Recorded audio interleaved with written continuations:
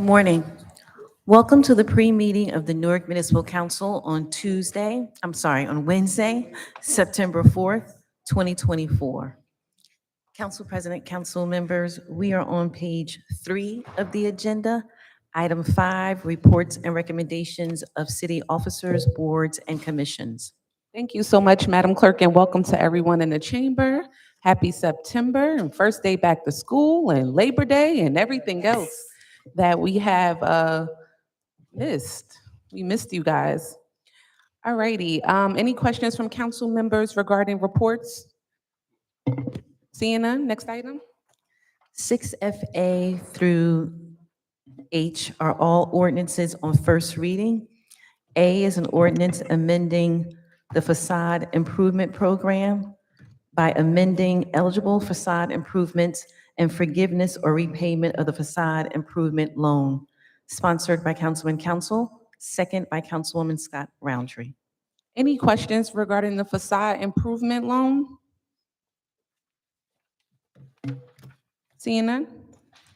B is an ordinance amending the closing cost program to increase the term of the loan and accordingly decrease the percentage of the forgiveness amount, sponsored by Councilman Council, second by Councilman Kelly. Any questions from council members regarding this item? Seeing none? C is an ordinance granting a 20-year tax abatement to 369-378 18th Avenue Urban Renewal LLC for a project to construct 11 market-rate residential rental units with one affordable housing rental unit, which shall be restricted to tenants at 60% of the area median income located in the Central Ward. Questions or comments from council members? Seeing none? D is an ordinance granting a 25-year tax abatement to Riverfront Quarters Urban Renewal LLC for a project to construct a 64 residential rental unit consisting of 51 market-rate residential rental units, 13 affordable housing rental units, of which 3 units shall be restricted to tenants at 40% of the area median income AMI, 3 units shall be restricted to tenants at 60% AMI, and 7 units shall be restricted to tenants at 80% AMI in the East Ward. Questions or comments from council members? Seeing none? E is an ordinance amending parking prohibited at all times to prohibit parking at all times on Beecher Street on the east side between West Kenny and Halsey Street in the Central Ward, sponsored by Council President McIver, second by Councilman Quintana. Questions or comments regarding this item? Seeing none? F is an ordinance amending parking or standing prohibited in certain areas at certain times for street cleaning to prohibit parking at certain times on Beecher Street on the west side between West Kenny Street and Halsey Street in the Central Ward. Questions or comments? Seeing none? G is an ordinance amending and supplementing the cannabis ordinance to permit and regulate adult use and licensed cannabis establishments. Perhaps we can have a explanation regarding this item. This is regarding 6FG.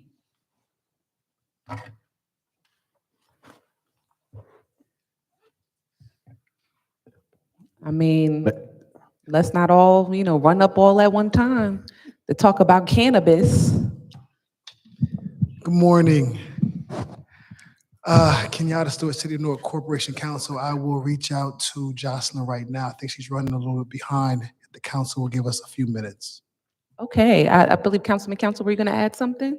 Yes, this ordinance was to add additional cannabis locations, moving from 5 to 15. Oh, okay. Did this come through your committee to discuss? We have a committee meeting that is coming up. There were some other issues that we wanted to discuss around it, but I don't think one of the main issues was the extension of it. It was more along the line of the security that was attached to it. And Ms. Whitfield did forward us an email around the necessity in need to make sure that we maintain the amount of security at these locations. What is the pleasure as the chair of the Cannabis Committee? What is the pleasure of the? Yeah, I would like for us to move this forward. Okay. Any other questions from council members? Councilman Crump? Thank you, Council President. I do hope that Ms. Wingfield comes up so we can get a better understanding. But because I was trying to wrap my head around the issue of a legacy owner and what that means and what that entails, as well as my assumption is some of the amendments, including labeling and advertisements, are based upon state statute that, or maybe I could be wrong, but the labeling are based upon state statutes of what necessarily needs to be included in cannabis advertising and location. So, okay, I know there, as far as legacy is concerned, I know there are some individual entities that want to go from, say, I don't know, a pocket versus and going to something else. They might want to go from being a distributor to being something else, et cetera. So those are some of the like categories that folks are trying to expand to. There are some folks who, as you know, had the medical and now they want to get into, you know, the personal use type of situation. So that's a part of what's going on. But again, I've just texted her to ask her to make her way here. As Councilman indicated that the bulk of this is about expanding. As you all know, when we first started this process, we wanted to have it at a minimum, you know, to make sure that we at least be able to start off, and I use the word start off slow. Essentially, we are in a space where a few places have opened. I know, you know, one place did a soft opening a few weeks ago, and I think they're going to be doing a more of a public type of situation now. And just around the state, folks are wrapping their hands around this process. As far as advertisement, one of the things that we made sure that was mandatory here was that folks don't have a big old weed plant, like, you know, on the awning and things of that nature. We wanted to make sure that, you know, other businesses and more importantly, young folks aren't enticed to go into these places. And of course, more importantly for us, we wanted to make sure that people are not just walking by seeing all type of items that will entice kids to try to sneak in. As to the security aspect of things, I do know that one of the issues that we were concerned about, I think Councilman Gonzalez may have been concerned at one point, was about how much money it costs to have security. You know, it plays a big part as to folks' overhead. On the other hand, we're balancing safety within the community and of course the safety of the actual business. And we also want to make sure that we maintain that type of situation. Unfortunately, you see on the news folks breaking into different businesses, jewelry places, and things of that nature. So one of the things that we want to make sure is that these places aren't targeted.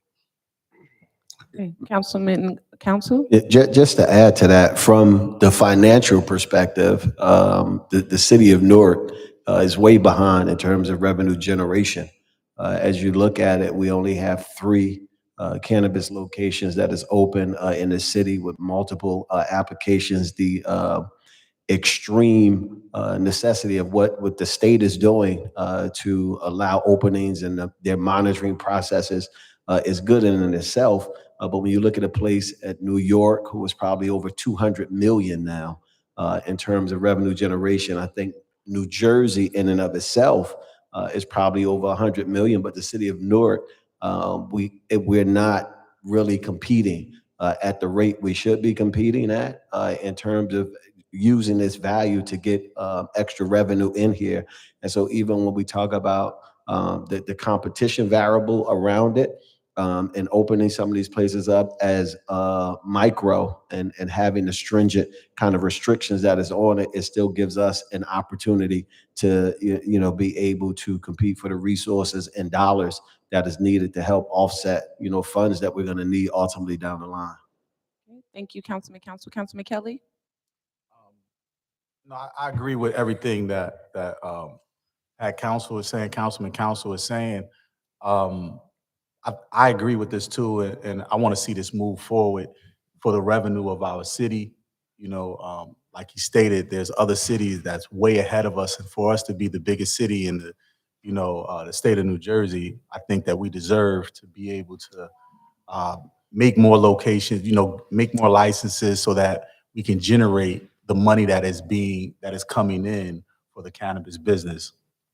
Okay, thank you, Councilman Kelly. Any other comments from council members?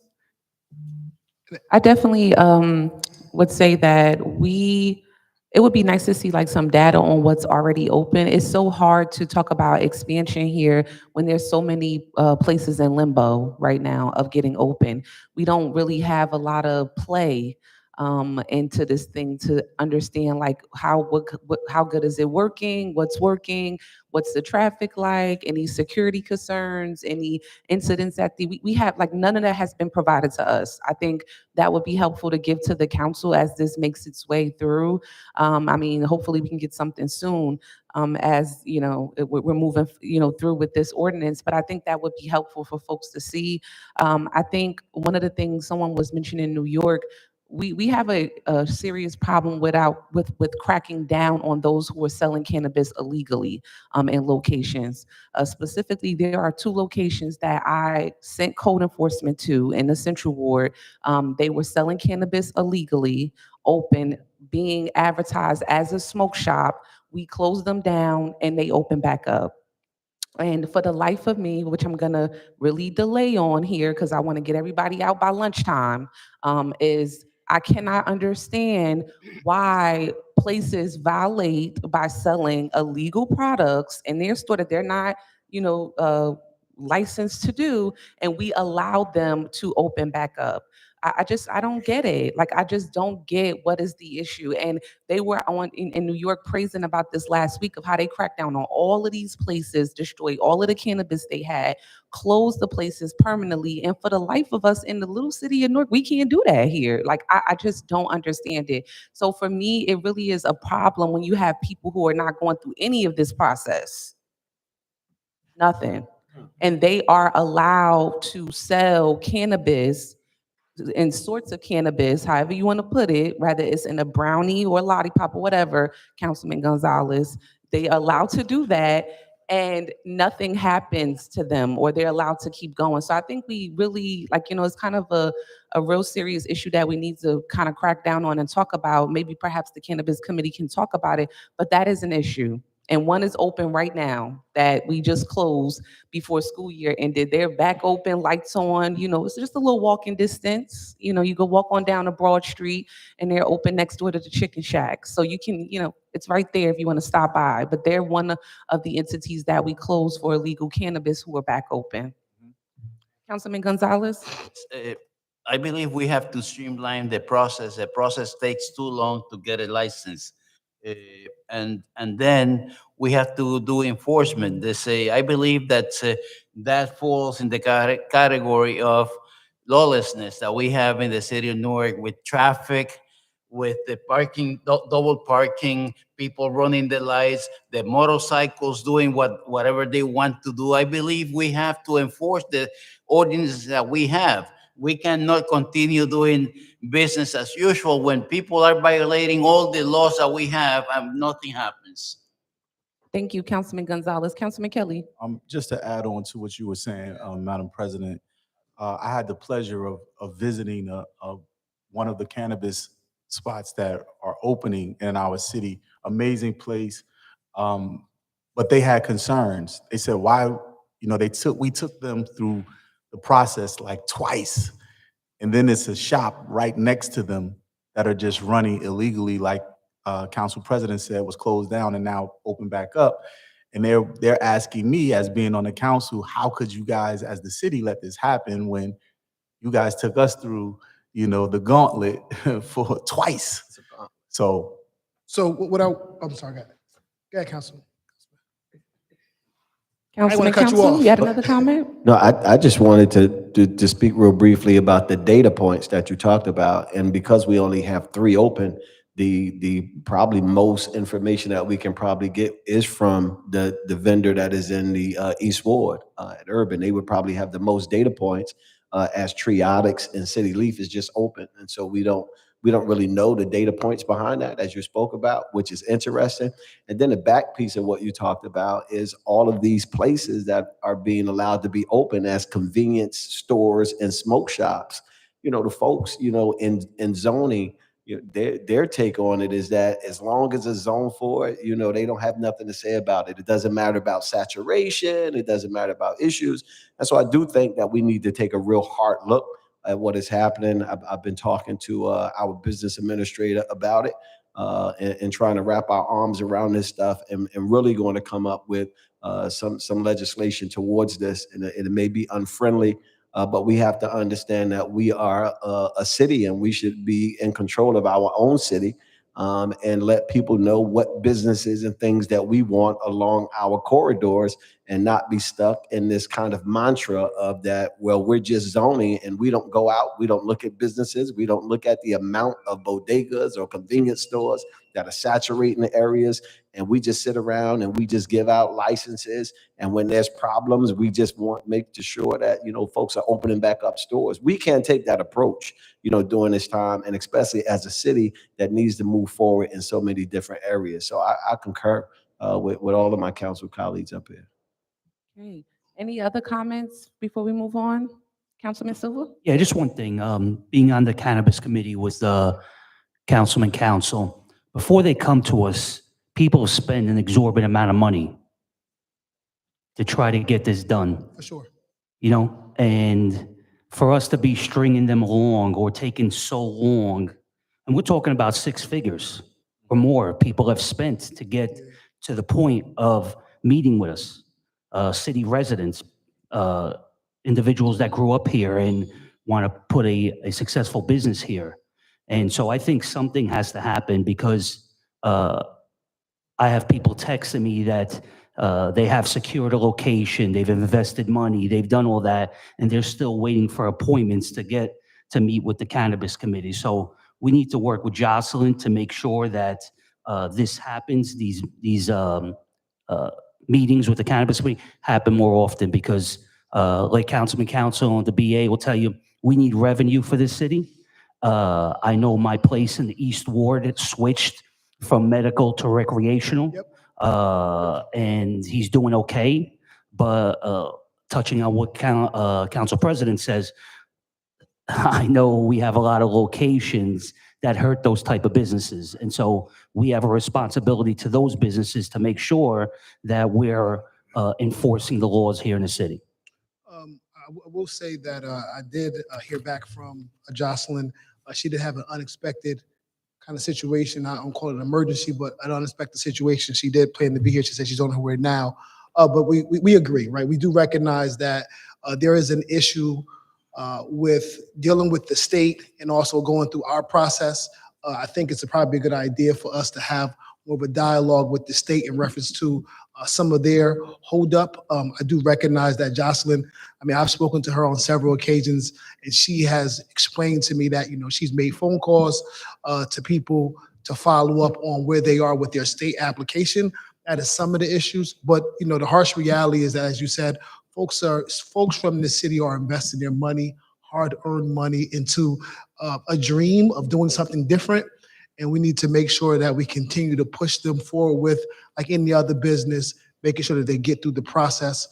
As I mentioned, she'll be here in a few minutes to address some of the council's concerns. And if you want to have her come up afterwards, we can, or we can speak to an executive if you want to as well.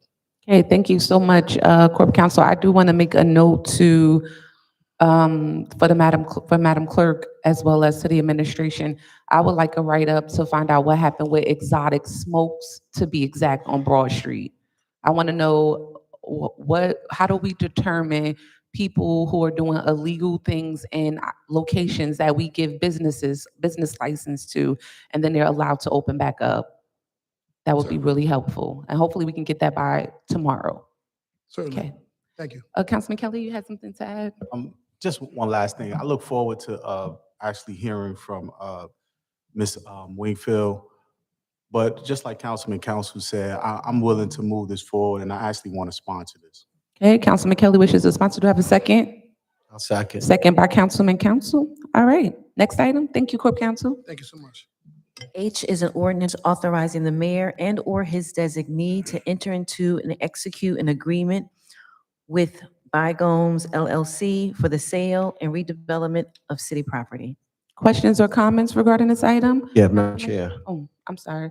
I was gonna go to Councilman Gonzalez. Yeah, Councilman but, Council- and that was my point, Councilman Gonzalez. I know at the last meeting, he talked about adding the addresses and not the. The lot numbers, yeah. Councilman Gonzalez? The question here is, how much land are we selling and what's the square foot, the price per square foot on this land? Seems that to me that that's a whole block. Good morning, Council President, council morning. members. Allison Ladd, Director of Economic and Housing Development. Regarding the item before you, we did do a public solicitation for the locations that are for sale. They are adjacent to one another on Newark Street. We received 2 applications, and the selection before you is for over $4 million is the price that they're going to acquire the property for. As far as the development, they will be doing residential mixed-use development on the site, but they will also be replacing Hope Village 1, which is currently located on the corner of Newark and Central Avenue, and they will be adding inclusionary zoning units at the site to ensure that we have a mixed-income community there as well. When you say, So I can, and just in closing, I can get you the square footage number, but it was done based upon a process of submitting a bid for how much they would pay for the property. you say replacement of Hope One, Yes. what are they going to do? Where are they going to put it? So as far as that's concerned, it hasn't been decided, but we are working with the Office of Homeless Services. I'll pause for a second and say the selection committee included the representative from the Business Administrator's Office, the Department of Engineering, Office of Homeless Services, and also our Planning and Zoning Office. I would love to see more information regarding, let's say, what's the intended, you say housing and mixed use. Do we have plans for that? Do we know how many units they're going to be building? Yes. The full proposal and submission is included in the Registrar folder as well, but I'm happy to explain what the project is. So the proposal is to develop 500 units of mixed-income residential rental housing. They'll also provide 30 units of permanent supportive housing, and they will replace the 20 units of transitional housing on Hope Village 1. How many was the total units again? 500 units total. 500? Yes, ma'am. Oof. And of those, they are going to provide the 20% affordable? Yes, sir. The project will comply with inclusionary zoning, and it'll have 20% affordable on-site, and that's in addition to what's been stated here. Oh, so it's 20% plus 30 plus the units at Hope One? Yes. And that was part of the solicitation that we released, was that it would be more affordable housing and the replacement of Hope Village 1, in addition to complying with inclusionary zoning. At one point in time, there was a plan to transfer, let's say, DPW to that area there. Let's see, how does this conflicts with that? Well, it's not, DPW definitely is not gonna be there. They were taking up this whole lot. That was the plan. I mean, a long time ago, not even a long time ago, last year, be clear, it was plans that this would be the home of the new DPW site. So that's obviously not happening anymore. Correct. It's not my understanding in coordination with our BA. Madam President? Yes, Councilman Ramos. Yeah, this is a lot across from the city pump, right? The gas pump? Yes. Okay, yeah. So Gomes has pretty much transformed that Norfolk corridor. And I guess this is in addition to the various housing development that they've done along Norfolk. Do we know how many units they've built along that corridor so far? All of it. Yeah, I I know it's like 4 different buildings, right? Yes, Council President, to Councilmember Ramos's question, I don't know the answer offhand, but I will get it for you and send it to you. I do know at a minimum, it's at least 3 buildings that have been built there, all in and around this location as well. And they've been complying with the inclusionary on the other properties? No, let me answer that. No, they have not. Um, They don't, let me be, let me be clear. Let me stop playing. They are not underneath IZO with any of their properties. So I just want to be clear, they have no abatement on their properties. They, have been, adamant about not having that, having that opportunity to have a tax abatement. So they're not underneath the IZO on any of those properties along the corridor of Norfolk. Yes, Council President, you are correct. The developments that the Gomes company have developed were done without tax subsidy. I can say that one property has requested a 5-year tax abatement, and it's been going under review through the finance office. And if it was to be approved for the 5-year tax abatement, that one project would have to comply with inclusionary zoning. And that's the amendment that this council approved earlier this year. Yeah, but the bottom line is that the transaction before us today is a property sale. They are going to comply with the 20% affordability, and they're going to replace whatever units, Hope Village 1 will lose as a result of this project, correct? Yes, correct. Thank you. Okay, any other questions for council members? Seeing none, thank you. Thank you. 6P SFA through H are ordinances on public hearing, second reading, and final passage. Council President, council members, we need to defer items A through C until a special meeting on September 17th. Before we go to that, is the developer here or a representative for 6FH? Attorney? Oh my God, it's you, Calvin. I almost guessed it. Just wanted to see if you were here. We would like to say hello. This is a huge sale from the city to a developer, one of the largest we've done in a long time. So we just thought it would be great for the people to see you and for the council members to see you as well. Even though we see you all the time, it'd be nice to see the developer too. Yes, Mr. Gomes has, who is the developer here. I think we all know he is a born and raised Newark resident. Building in this area. I'd like to also note a couple of other things because we're very clear on what the city's desires are as we look to redevelop certain areas. And this particular area was significantly blighted. And despite the fact that Mr. Gomes has not come to the city for a tax abatement and prior developments in the area, I will note that his average rent is below 80% AMI, which in theory would make the entirety of what he's built in that area affordable housing for that area.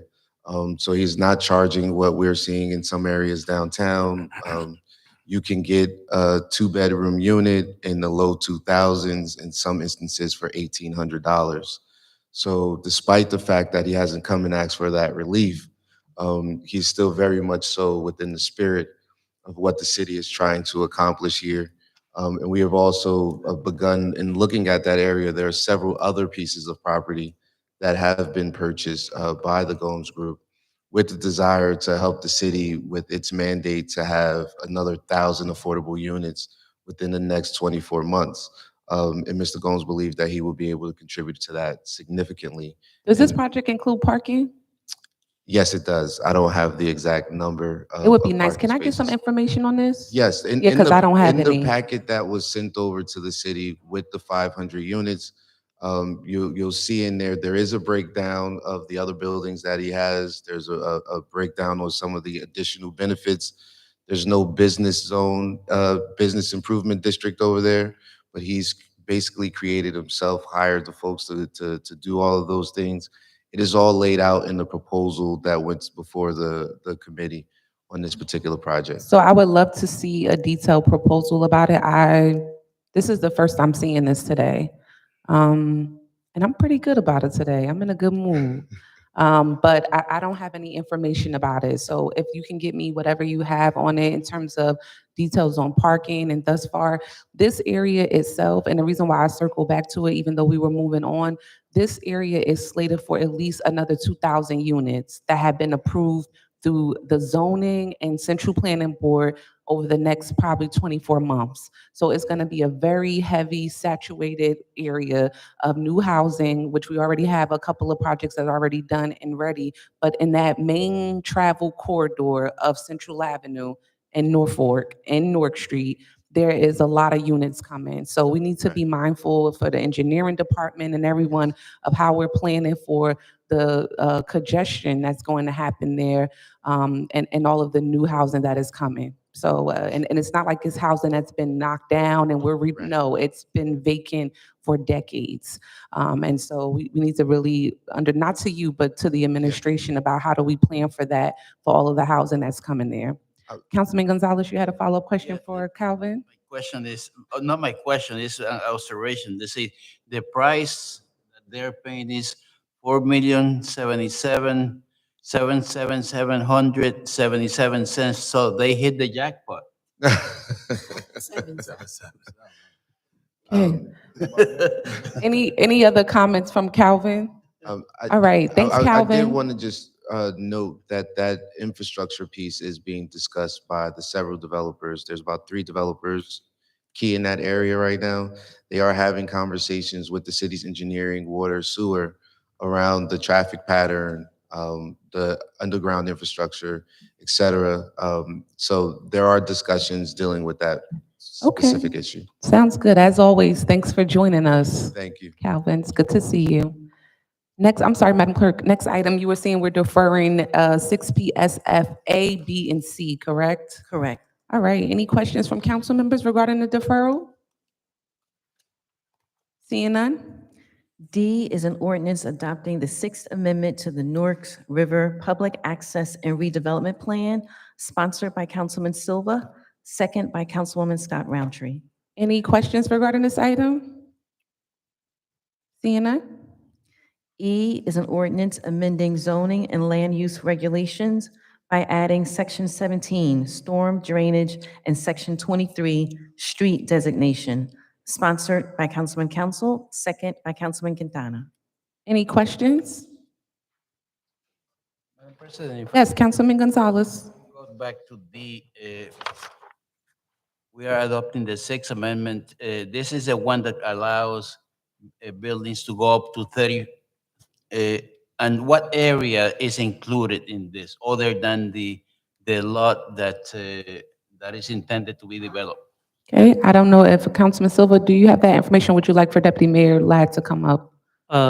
If Deputy Mayor will come, but I would like to say, too, that it's the back end of the Iberia, from that area, Congress, Prospect, as well as across the street along the riverfront where the Horizon Blue Cross Blue Shield building is. That it's a square map. I'm sure the Deputy Mayor will explain it better, but just for this meeting, we did have another meeting on the 27th, like I promised, and council colleague was there along with Councilman Crump. So we did have that other meeting, but in regards to the exact map, probably the Deputy Mayor would have better information. Would that include, let's say, the northern part of, let's say, of that lot, let's say where the FBI building is and up, and let's say up to the North Ward, let's say there's I a lot understand. of buildings in the North Ward that could benefit from that. I understand, Council President, council members, Allison Ladd, Director of Economic and Housing Development. This Sixth Amendment is related to 3 areas, and it's located on Market Street. So one is the project that Councilmember Silva mentioned around Iberia. The second is an item on this agenda related to Jersey Street.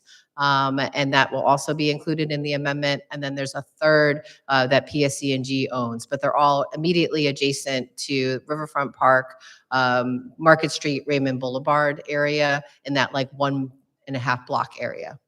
It's not, sorry, and in closing, it's not the entire Riverfront footprint, so it does not go all the way up north or along McCarter Highway. Okay, any follow-up questions? All right, seeing none, thank you so much, Deputy Mayor. Thank you. F is an ordinance amending the tax abatement granted to Oak Towers Urban Renewal Entity LLC to extend the time frame for the developer to complete construction of the project and to revise and add additional necessary provisions for the project consisting of the rehabilitation of 2 existing buildings containing 76 affordable housing residential rental units. Questions or comments from council members? Yeah, Councilman Madam Council? Chair, I want to sponsor that item. Okay, Councilman Council wishes to sponsor. I have a second by Councilman Crump. Any additional questions? Comments? Okay, seeing none? G is an ordinance amending traffic by changing the permit parking hours on various streets in the East Ward, sponsored by Councilman Silva. Question? Second. Second by Councilman Gonzalez. Do we have any other additional questions or comments? Seeing none? And H is an ordinance amending traffic by changing the meter parking hours on Ferry Street in the East Ward, sponsored by Councilman Silva. Second by Councilman Gonzalez. Do I have any additional questions or comments? Seeing none? Ordinances 7R1A through 7R1E are temporary emergency appropriations. A is for the Childhood Lead Exposure Prevention Program. B is for the Immunization Project. C is for the Ferry Street Intersection Safety Improvement Project. D is to provide funds for the operating expenses until the adoption of the 2024 operating budget. And E is for the STD testing and patient follow-up. Questions from council members? Comments? Seeing none? 7R1F is a cooperative purchasing agreement for the purchase and installation of a safety netting and pitcher's mound at Jesse Allen Park. Okay, any questions or comments? Seeing none? Next item. G is to adopt Newark's Community Energy Plan. Questions or comments? Seeing none? H is the second amendment to the interlocal agreement between the Newark Parking Authority and the City of Newark. Ooh, what's this? You know, every time I see Newark Parking Authority, I get excited. Anyone clear, want to provide some explanation regarding this item? I see the director here. Oh, I see Mr. Waldroff getting up too.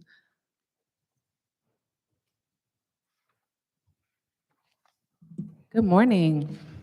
Good morning, Madam President and members of council. The legislation that you have before you essentially restores the distribution ratio between the city and the Newark Parking Authority to where it was before you passed the ordinance, or I'm sorry, passed the resolution in November of 22, increasing the fine, fees, and penalties. Before that increase went into effect, the ratio was 60 in the favor of the city, 40 in favor of the Newark Parking Authority.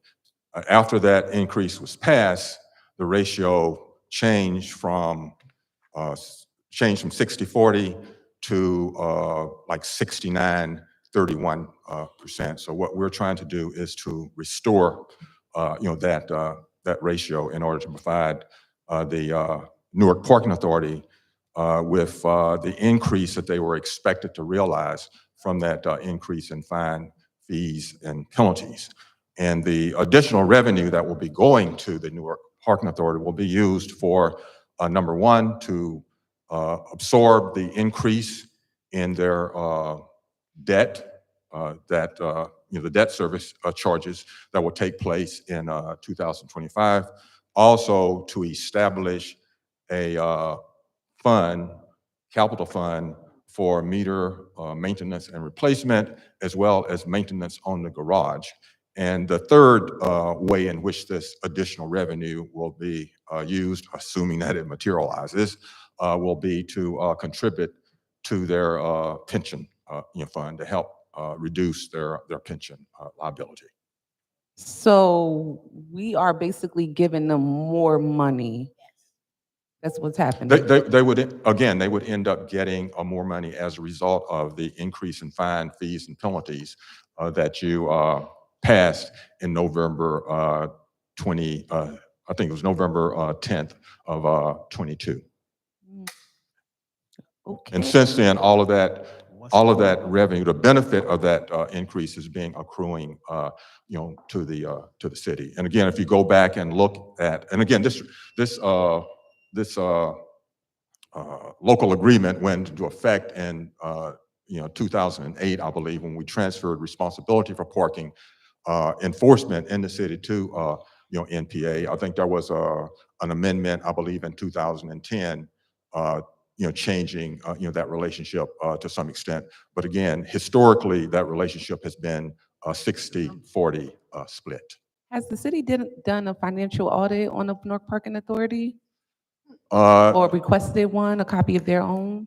Well, the city doesn't do a financial audit, although the parking authority is required to have a financial audit done, annually. Again, I think that the one I've looked at, I believe, was either 2021, 2022. I have not received the one for 2023 yet. But I did have an opportunity to look at their budget for 2024 that they submitted, to the state. And for 2024, they're in good in good shape. But again, going forward, again, there are going to be some increased costs that they're going to have to absorb. For example, my estimate is that, given what's in their budget they submitted to the state, is that they're going to be looking at an increase in debt service of about $450,000 in 2025. Okay, and with that being said, I'm going to go to questions from council members. Councilman Council. Yeah, Melvin, thanks for that. But what is the actual number? You said 69, 30, 31, but what will that number be? That's the first question. Is it 68, 40? Is it what? 60-40, for example, So it's 60, 40. 60-40, 60 city, 40 parking authority. I got it. Again, and if you project that out, and it's very difficult to project out because again, there are a lot of factors that go into this. Number of tickets written, number of tickets actually paid. And one of the areas where we need some improvement is in the percentage of tickets paid. For example, if you go back and look at the original agreement, the assumption was that we would collect 80% of the tickets that were actually written. We're collecting about 68% of the tickets that are actually written. So we have some improvement to do on that regard.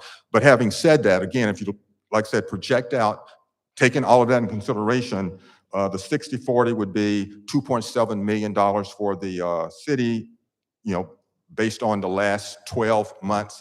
And this is before that increase fully went into effect, and about $1.86 million for the parking authority. Right. So I don't think that the battle is about the 60-40 to me. Mm-hmm. I think you've expounded on it, what the challenge is during your conversation.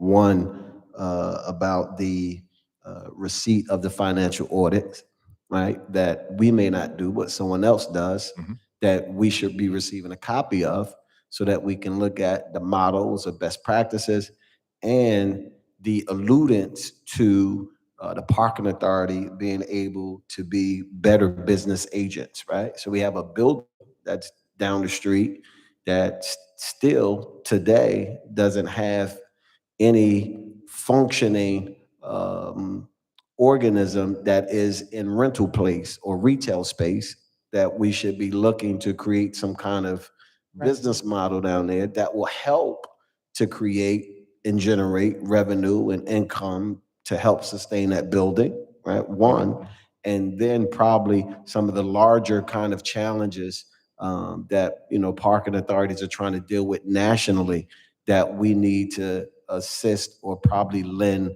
expertise with this parking authority, right? One, and probably trying to help with all of these things that we have going on with towing and all of these other kind of additional concerns that we have in the community, as well as looking to create other kind of models where they can help to sustain themselves with parking, garages. Since we've done all of this wonderful stuff with the zoning ordinance, right, to be able to look at that, as it was one of the things that was brought up even by some colleagues up here, but they have to have some kind of long, and you would even find that kind of work in the audit process, some long kind of outstanding goals that they would want to achieve and make achievable.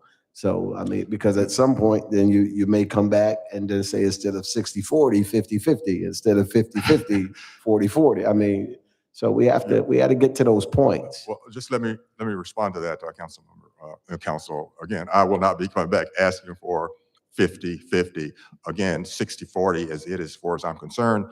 With respect to generating additional revenue, we've had those discussions with the with the Parking Authority. I think they're very aware of where we stand with respect to that. We've talked about the fact, matter of fact, just had conversations with Director Mack last week in terms of what's happening to that retail space.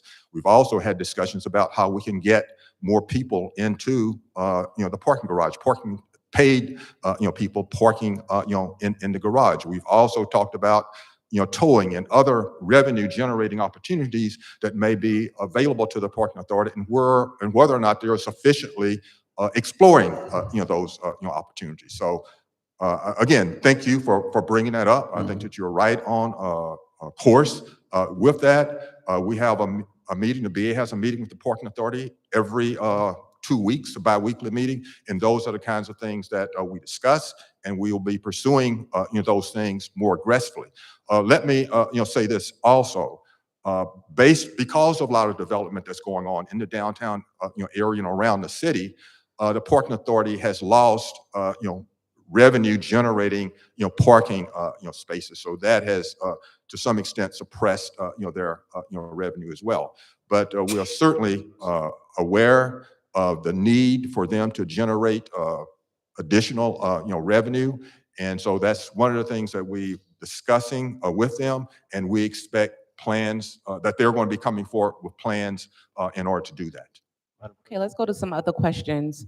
Councilman Gonzalez. The change is prospective and not retroactive, I suppose. Yes, it's perspective, council member. And the other question is for the director. In terms of employment at the Newark House Parking Authority, how you compare to other similar parking authorities in the state and throughout the United States? Good morning, Anthony Mack, Executive Director of Newark Parking Authority. When you say employment, in what aspect? Say how many employees you have and how much revenue you generate compared to other authorities in the state, and let's say Elizabeth, if there is one in Jersey City, how do we compare with them in terms of employment and revenue? Well, I think, we actually have 38 employees now at the Parking Authority. At one point, we were at about 50. So we're down as a result of some retirements and some people moving on to other opportunities. We pay a competitive rate. We probably pay, we want to pay a living wage. We pay a competitive rate compared to other parking authorities. And I think our budget for our size of agency is comparable to any agency in the country, definitely in the state. Now, around the state, cities like New Brunswick that have significantly more municipally owned parking and garages and lots are going to be able to produce more income, but you'll be all aware that the beautiful garage that sits behind us here is the first municipally owned and operated parking deck and office building of its kind in the city of Newark. So we are comparable to other agencies of our size. The other thing I'd like to point out is that the Parking Authority is an independent authority. We do generate, I think Melvin's number was a little modest, actually. I think we generate about $2.7 million to the city. The city does not give the Parking Authority any money. All the money that we raise, a portion of that, the 60-40 split in favor of the city for the summonses is produced by the Parking Authority. There's no liability for the city on that, obviously not paying for any employees or any health care or any insurance or any of that. So it is a windfall for the city. I really don't think this amendment is, in my humble estimation, anything controversial. I know that we've discussed it somewhat, but it's only fair and equitable. Back in 2022, the city realized, you council people realized that a summons rate needed to go into effect because our rate was antiquated.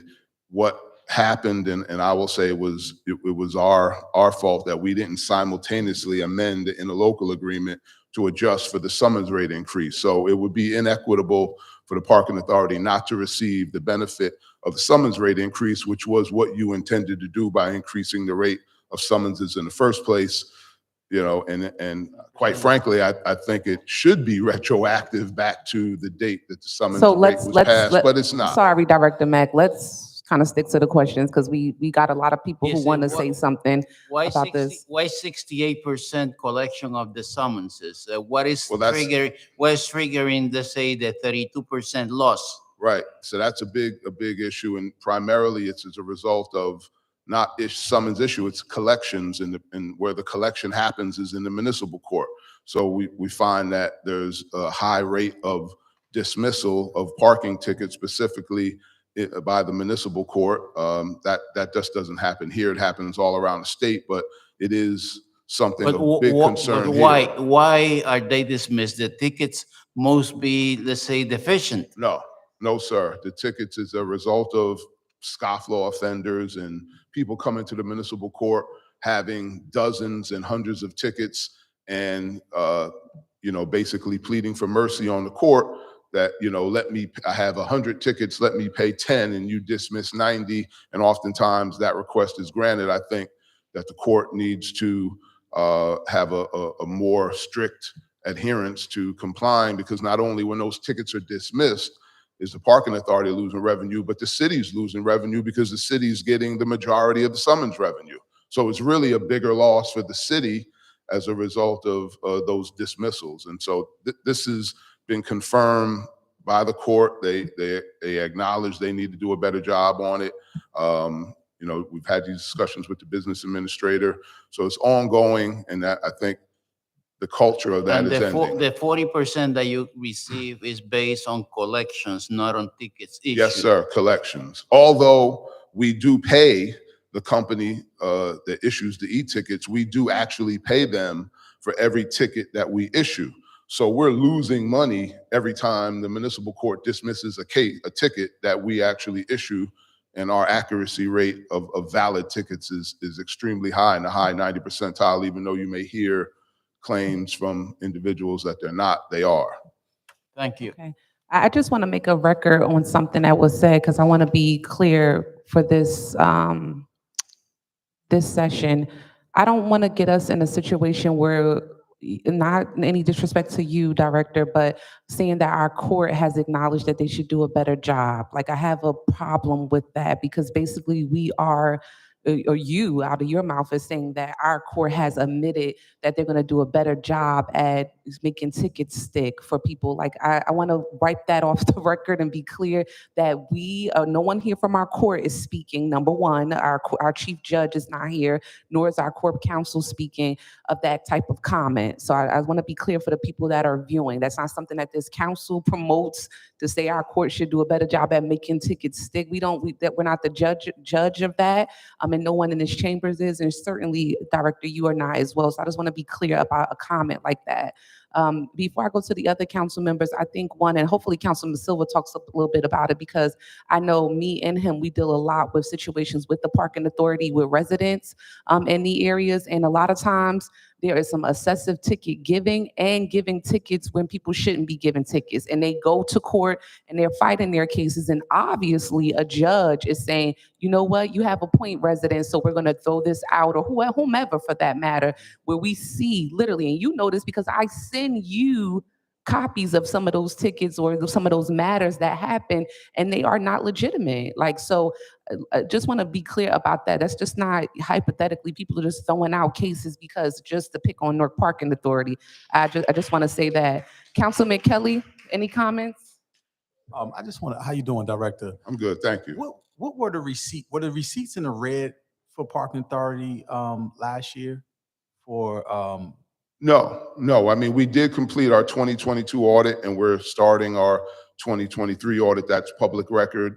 We can provide the council with our audits We just completed 2022. We have to submit that just like the city to DCA, as well as a budget. So there's no getting around state regulations for us. But no, we're slightly in the black, but we definitely are operating very close. So, very so the close to request it. for this increase is not because you're in the red.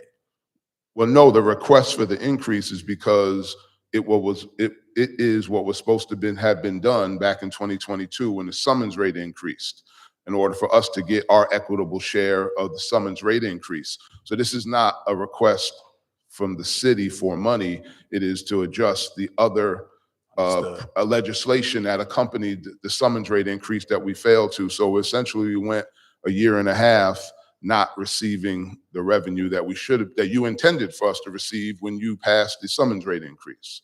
And one other thing I would say is that with respect to legitimacy of tickets, tickets are often dismissed by the court for various reasons. Administration is part of the plea bargain process. Being an attorney, I understand that. I've done that for clients in the past.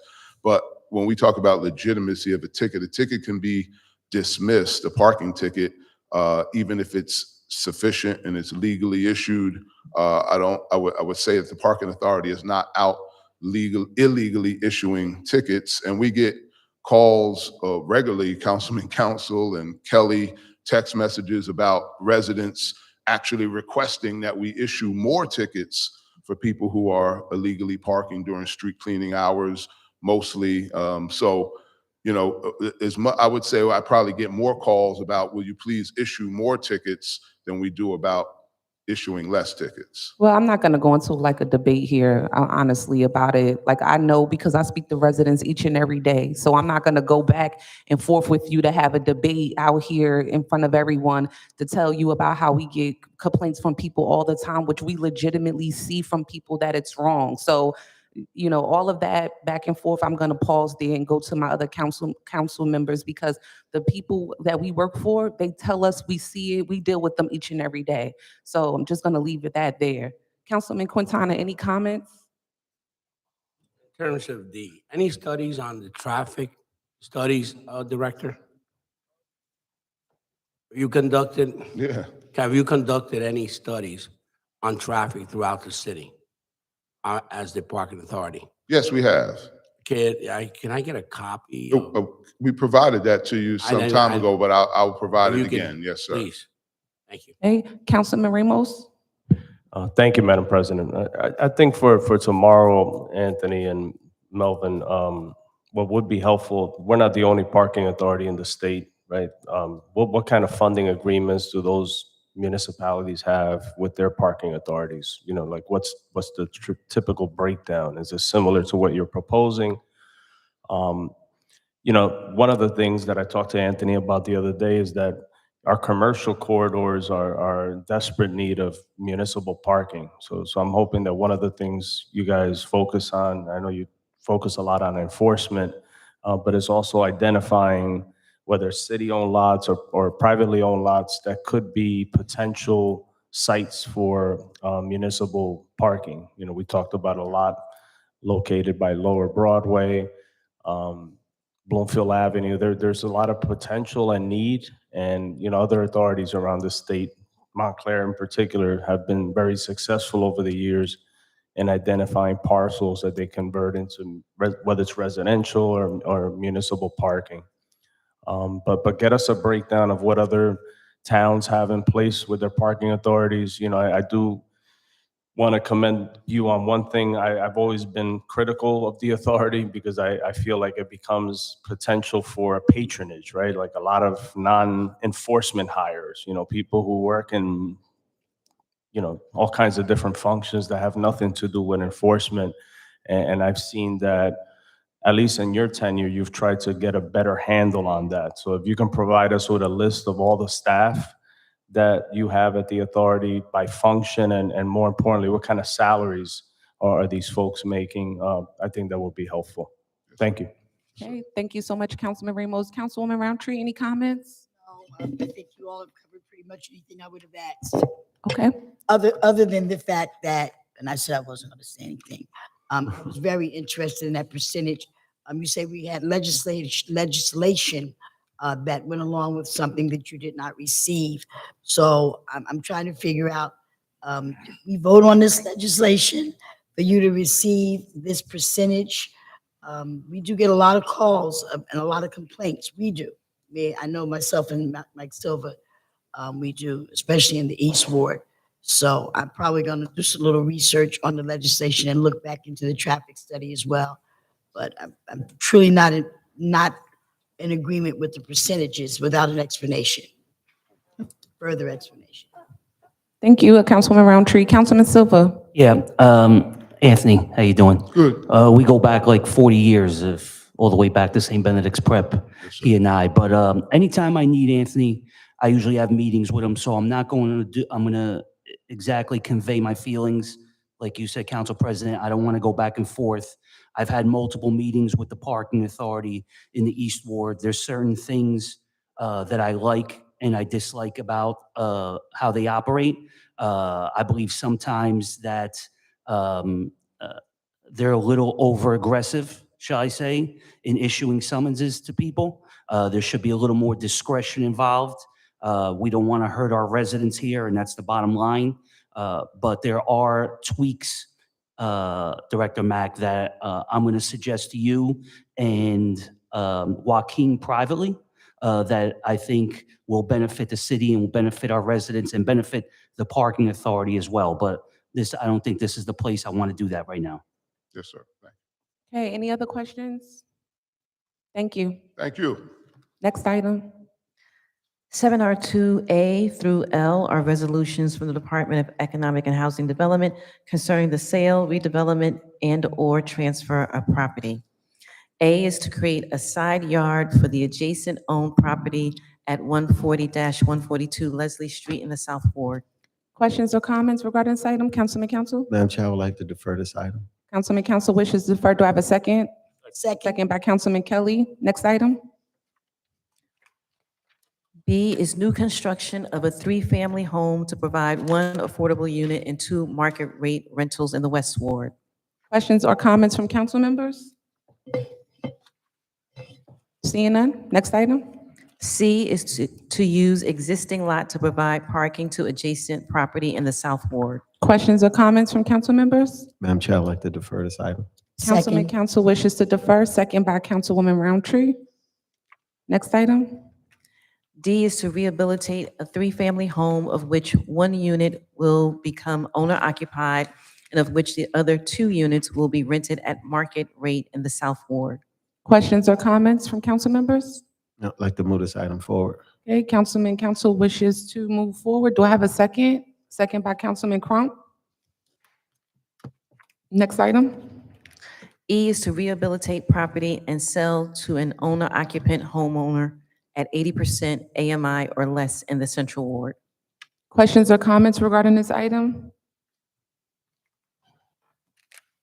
Actually, I'm going to ask for this item to be deferred again. Second by Councilman Quintana. Next item.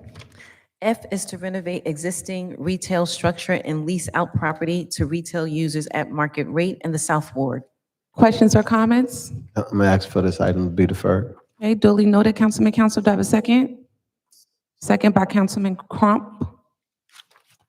Next item. G is to provide an office space for HCJ construction with 3 residential units above with parking. 2 units will be market rate rentals and 1 unit will be affordable at 80% AMI in the South Ward. Questions or comments? I'd like to move this item forward. Okay, Councilman Council wishes to sponsor and move forward. Do I have a second? Second by Councilwoman Roundtree. Any other comments? Seeing none.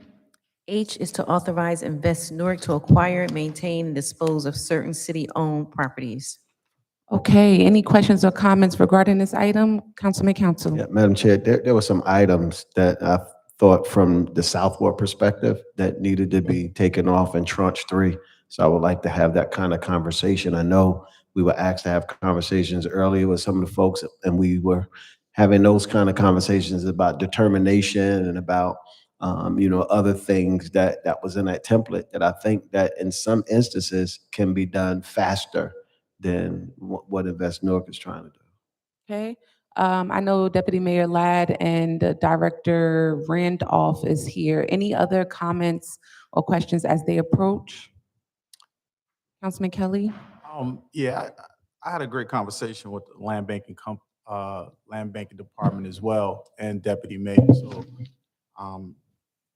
I'm looking at the same thing that council was talking about when it comes to certain properties in the West Ward and throughout the rest of the city. Okay,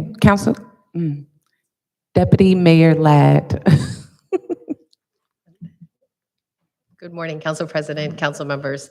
Allison Ladd, Director of Economic and Housing Development. As the legislation is part of economic and housing development, we will work with the respective council members along with Invest Newark to provide documentation for an amendment on the floor for tomorrow. But we will circulate it to the council members today. Okay, any additional questions or comments regarding that? Okay, thank you. And Madam President, if I could just say, I did want to just note that appreciation to Marcus Randolph, the President and CEO of Invest Newark. I know that he spent much time reaching out to every council member and was able to make time to meet with almost everyone and still has a meeting today scheduled. So I know that we're working to address any questions that the council has on the land bank. Okay, thank you so much, Deputy Mayor, and thank you so much, Director, CEO Randolph. Thank you. Okay, next item. I is to provide for new construction of a 2-family home and rehabilitation of a 3-family home to sell at market rate to the City of Newark employees in the South Ward. Questions or comments regarding this item? Okay, Like to Councilman defer the Council item. wishes to defer. Do I have a second? Second by Councilman Kelly. Next item. J is to rehabilitate property and sell to a Newark first-time home buyer at 120% AMI and to construct a new 3-family home to provide affordable rental units at 60 to 40% AMI in the South Ward. Questions or comments? I'd like to move it forward, Madam Chair. Move forward. Yes. Do I have a second to sponsor this item? Second. Second by Councilman Kelly. Okay, wishes to sponsor this item, Council Kelly. Next item. K is to rehabilitate a 2-family dwelling for rent with 1 unit at market rate and the other unit at 80% AMI in the South Ward. 7R2K, any questions or comments? Councilman Council. So, Madam Chair, after going through the information and looking at the designation, the actual property sits in the Central Ward. Okay, there's a correction to the ward. All right, any other comments or questions regarding this item? Seeing none, we can make a note to change the award. Absolutely. L is to authorizing the execution of a settlement agreement with 50-58 Jersey Street LLC. Questions or comments regarding this item? 7R2L. Mr. President, I'm sorry, Councilman Crump? thank you. If we could just get an explanation of this matter.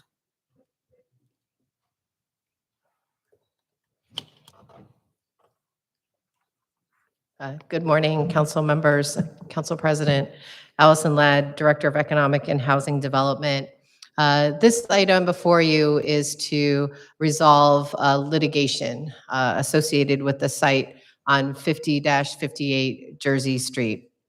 We worked with. Should this be an executive session? Yes. I'm sorry, Councilman Crump, I can't hear you. This be an executive session? I didn't realize it was a. If it's a settlement, is this a legal settlement? Yes. Okay, let's take this to executive.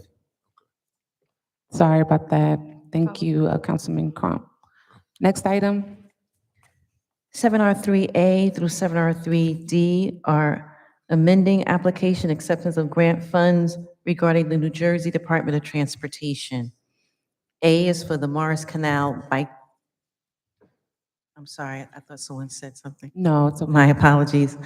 A is for the Morris Canal Bikeway Project.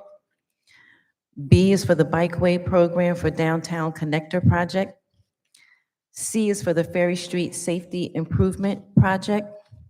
And D is for the 5-ward paving improvement for various streets. Questions or comments from council members? Councilman Gonzalez. Yes. Can someone explain to me, let's say, the Ferry Street improvement, $6 million? Okay, Director Wooten.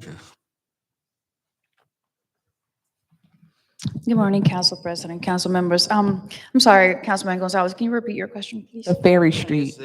What is it, what are we doing on Ferry Street that cost $7 million? Okay, so this is a connection to the Ferry Street traffic circle that we're doing, but this is more of the pedestrian portion of the project through the corridor, But Ferry Street. What are we doing that, let's say, what costs $7 million? And the circle is different. The circle is, the Wilson Circle, there's a $1.6 million associated with that. So we're talking about $9 million between Ferry Street and the circle on Wilson Avenue. So what are we doing? Is my question. Yeah, sure. I can send you the details on the actual project, but it's pedestrian improvements from the beginning towards the circle. So looking at Ferry Street, doing studies of what would work best.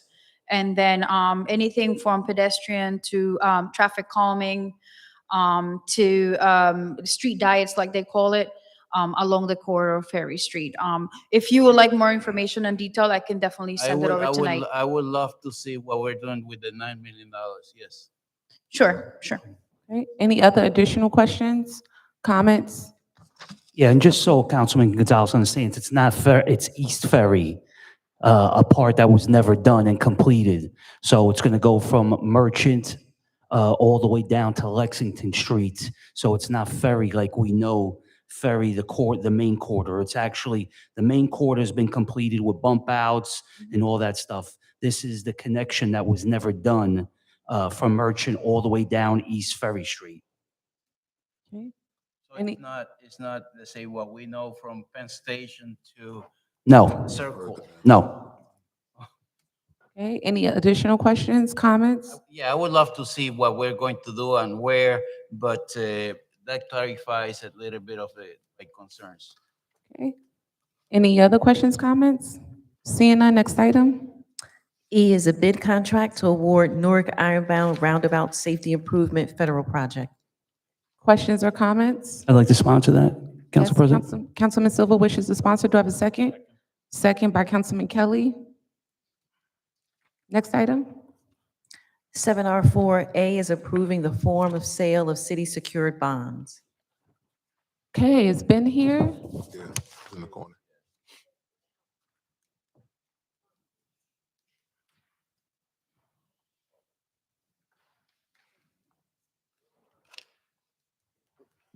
Hi, Ben. Good morning, Council President, council members.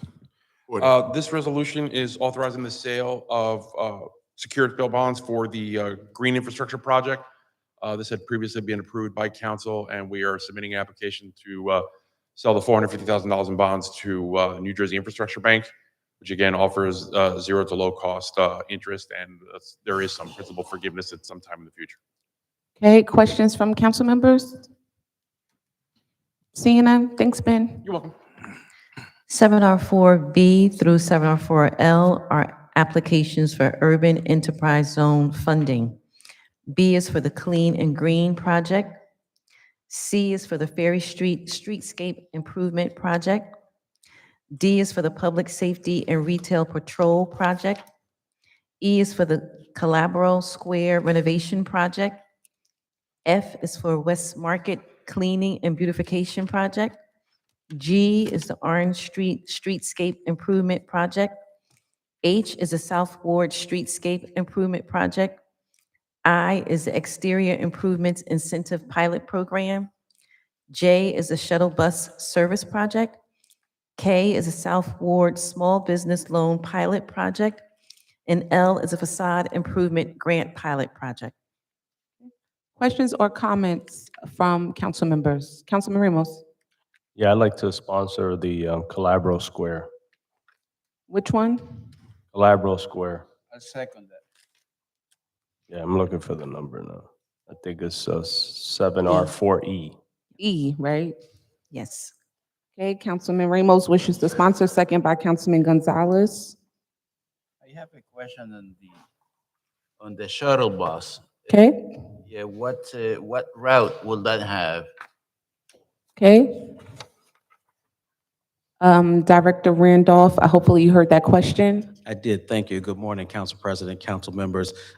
Thank you, Councilman Gonzalez. So this shuttle bus, the intention of it is for it to bring people from all the wards down into the Central Business District, but essentially the Arts and Education District, and then shuttle them back. So literally this morning, there was a call trying to figure out what what those routes would be. And so either they'll figure out a way that this specific amount of money can be used to cover a specified period and routes, or there'll be a bigger, like I said, more expanded shuttle service in which these dollars can be contributed to it, but the exact routes are still being figured out. But the intention is all the wards downtown and then back home. So we will have more than one bus because. Oh, yes, absolutely, yeah. We've actually already been doing this for the past 2 summers. Yeah, we actually had Ms. Walker who came before us not too long ago to talk about a long-term, I don't see her here, but to talk about a long-term plan to try to get residents across different wards to attend different events happening throughout the city, not just the central ward specifically or the east with events, but the different drop-off locations usually leave from a landmark place in the wards and bring them to the event and take them back home. And it kind of runs all day like a regular bus for families to get on and off. Councilman Gonzalez, I can't hear you. Uh, how many buses you more or less estimate that you will have? Because let's say to bring people from the 5 wards is going to be, let's say, complicated to say the least, and then to bring them back, I suppose. Correct, that's right, So, that's right. all of these individuals are going to leave the venue more or less at the same time. So you will have to have enough buses to take them back and not have them waiting, let's say, for another bus or for the bus to come back. So how many do you think you will have? Let me speak to Ms. Walker and I'll send you an email. She's had a call on that this morning. Okay, thank you, appreciate Can it. I get the same, to all the councilmen? It will be Yeah. to all the Yeah. council. Yeah, that's a right. given. Any other questions for council members? I'd like Councilman to- Silva? Yeah, I'd like to sponsor 4C. Or C, do I have a second? Second by Councilman Quintana. Any other comments regarding these items? Madam Chair, 4H and 4K, I would like to sponsor. 4H and 4K. Hold on. I'll second. Flipping through, Councilman Council, 4H and 4K. Do I have a second? Second. Second by Councilwoman Roundtree.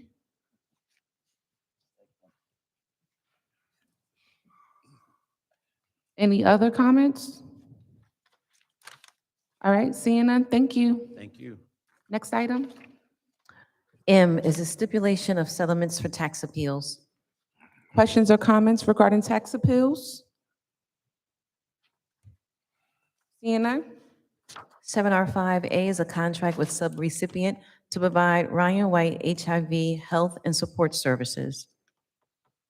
Yeah, I'm sorry, Madam Chair. Can we go back to the tax appeals piece? I'm not sure if Frank hit. I remember asking before, how much have we paid back in tax appeals? And we never got that information. Can we have a follow-up, Madam Clerk, to the department for something in writing to the council regarding the total amount? Is that just for this year, Councilman Council? Yes. For this year and the tax appeals, how much we've paid back? Yeah, good morning, Benjamin Guzman, Department of Finance. I'll have to check, but I believe we did supply that information as requested from a prior meeting Okay. to the clerk's office to disseminate to you what the total amount of refunds were for the year and how many credits were given to those properties because of these from these tax appeals. Okay, if we can So- just resend it Sure. to the clerk and then clerk can get it over to the council. Thank you, Ben. You're welcome. All right, back to 7R5A. Any questions? Seeing none, next item. 7R5B through 7R5E are application acceptance of grant funds. B is to provide support for STD testing and patient follow-up. C is the Childhood-Led Exposure Prevention Program. D is the Immunization Grant for 2025. And E is the Lead Grant Acceptance Program. Questions or comments from council members? Seeing none? 7R5F is a gift donation from Fidelis Care to provide funding to defray costs and provide sponsorship for National Health Centers Week. Questions or comments? Seeing none? 7R6A through D are all professional services contracts with law department. I'm sorry, go ahead, Madam I'm Clerk. so sorry. That's okay. A is litigation defense. B is for labor and employment matters. C is for litigation defense. D is for litigation defense as well. And E is a loan agreement to authorize the execution of the 2024 Transitional Aid Loan Agreement. Questions or comments? Seeing none? 7R8A is authorizing the reading of the City of Newark 2024 municipal budget by title only. Okay, questions or comments regarding that item? Yes, Councilman Gonzalez. I'm going back to 6E, the $22 million loan. What's the interest on that? Oh, yeah, we actually, I feel like we skipped over that. Go ahead, I'm sorry, I'm losing track. Good morning, Eric Pennington, Business Administrator. I don't know if you got there yet, but the interest Yeah, is we zero. didn't get to it. It's a 0% loan. Okay, thank you. I just want to say, Madam Clerk, we did skip over 7R6E. Oh, did I?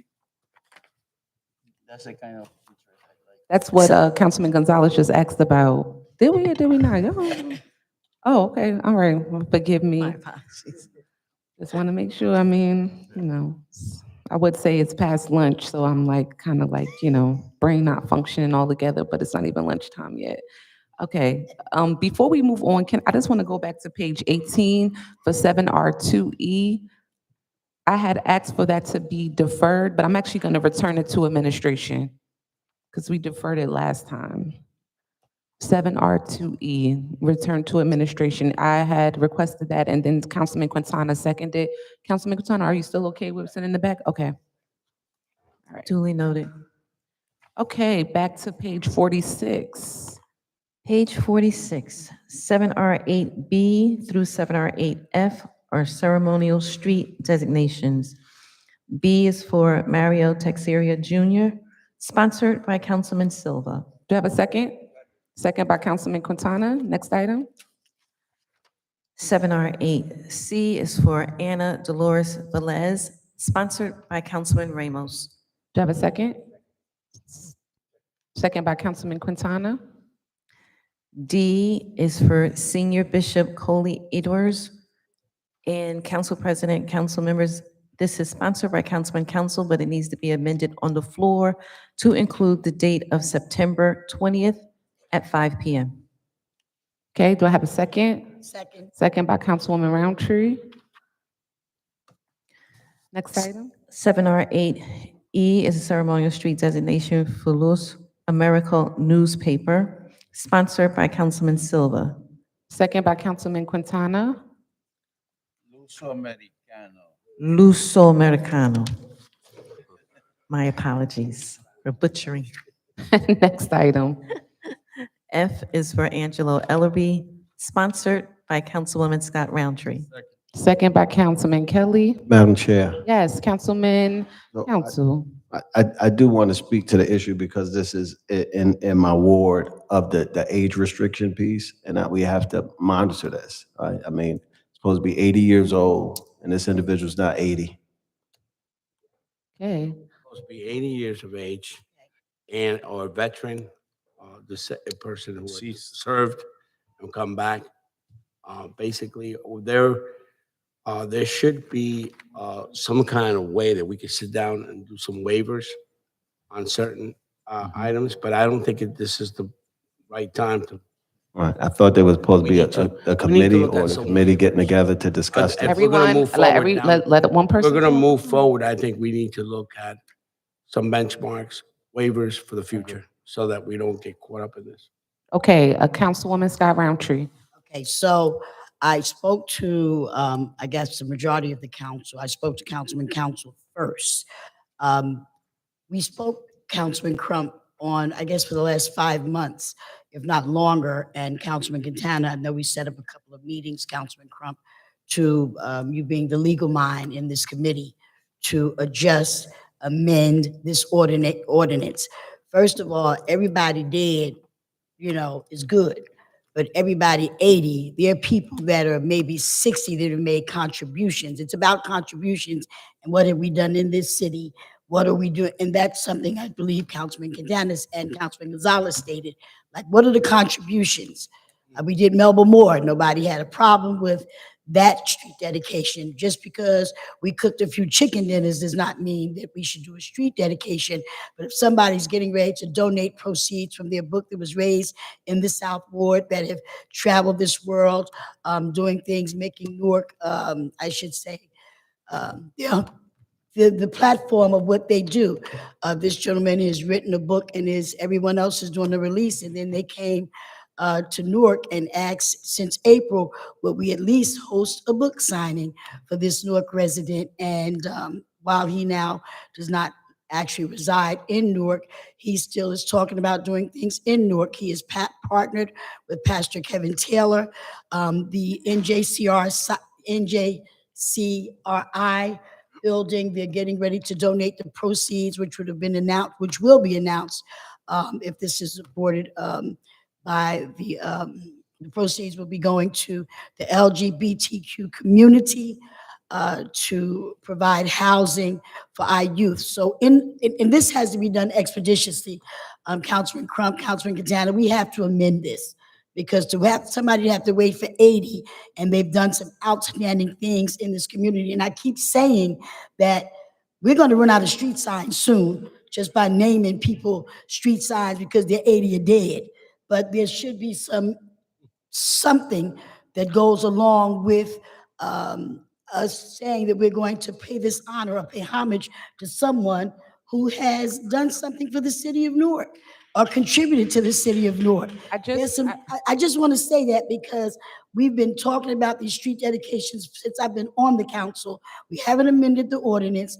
And so I gather this is a good time to really make sure this happens before our next meeting, to get something to the clerk, law department, to the whole council to review first, to say it's okay with you guys, and then go forward with it. So I just want to make a note before we go to the other speakers. Like, we can't spend this meeting talking about street dedications. Absolutely. We had this come before us when we were dealing with the situation with the Knights Way a while ago, a couple of meetings ago, and Councilman Crump, Councilwoman Scott Roundtree, and whomever wanted to was supposed to work with the clerk's office to have a meeting, to have an amendment come before this council for us to consider. Each time another item comes up, we're back here again having a dissertation with everyone saying what they feel.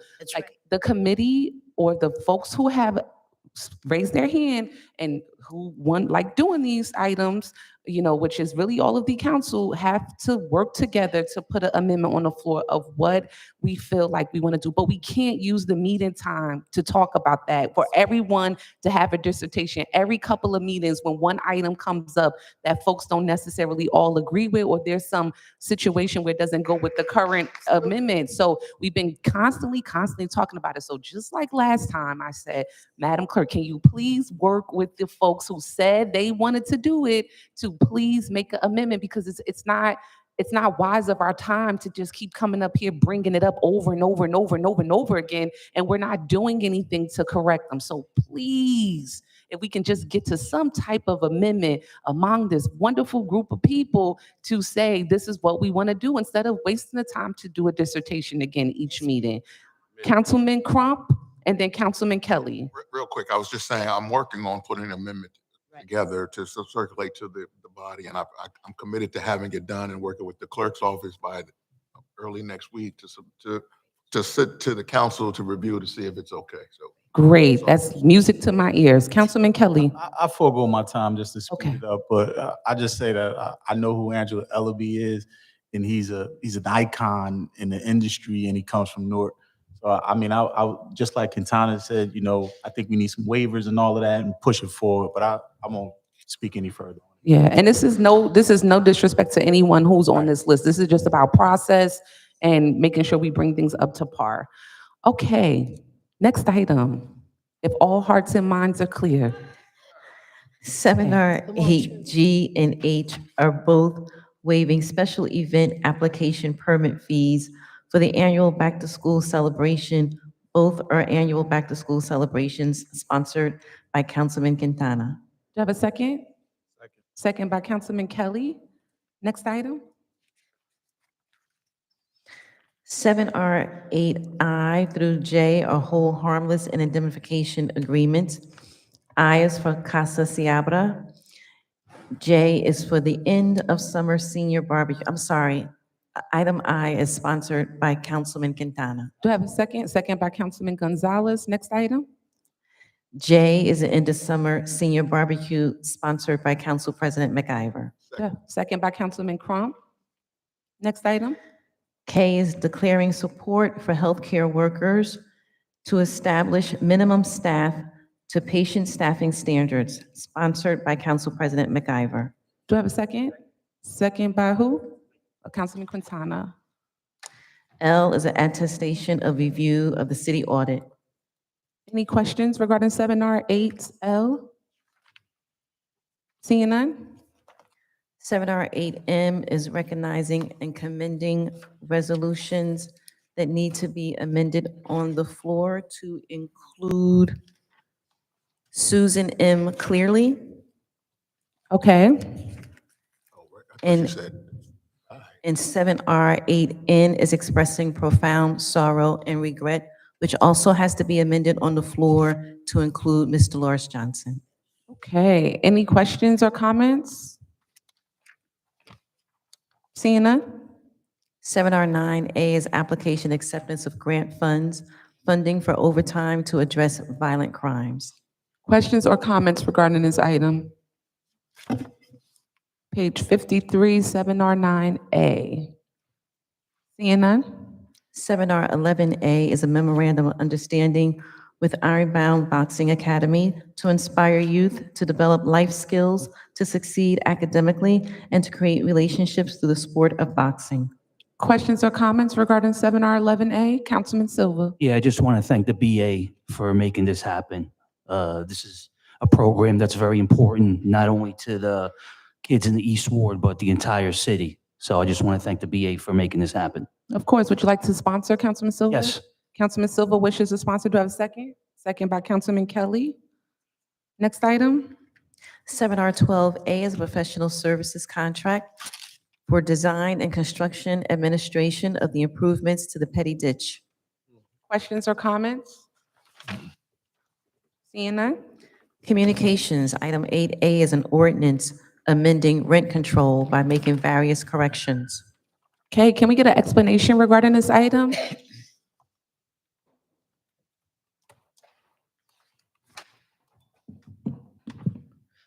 Good morning, Council President, Council members, Allison Ladd, Director of Economic and Housing Development.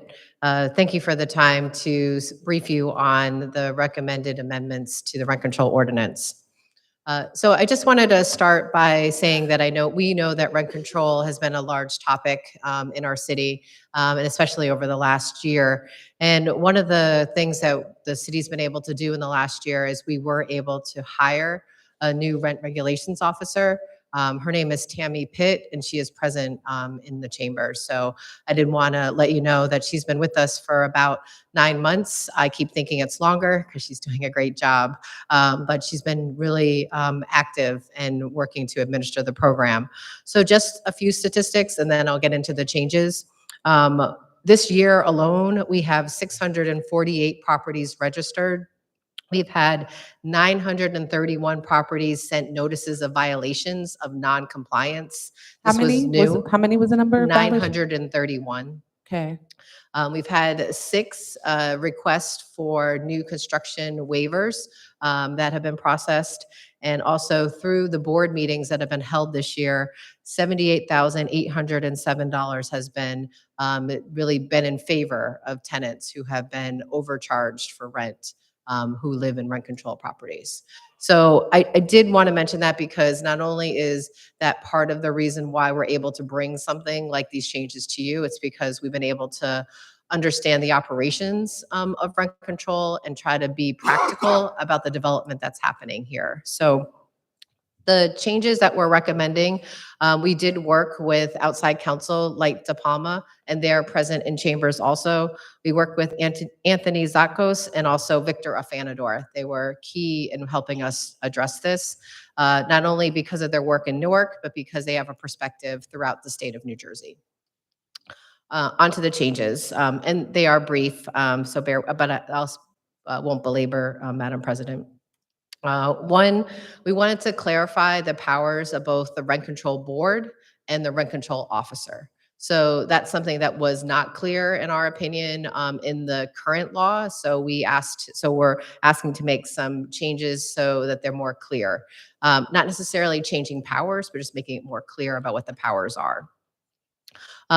Second, this is really a practical issue we found is, as you know, with the new construction exemption, the requirement is that developers have to submit a certificate of occupancy as they submit for the exemption. This is for new construction projects.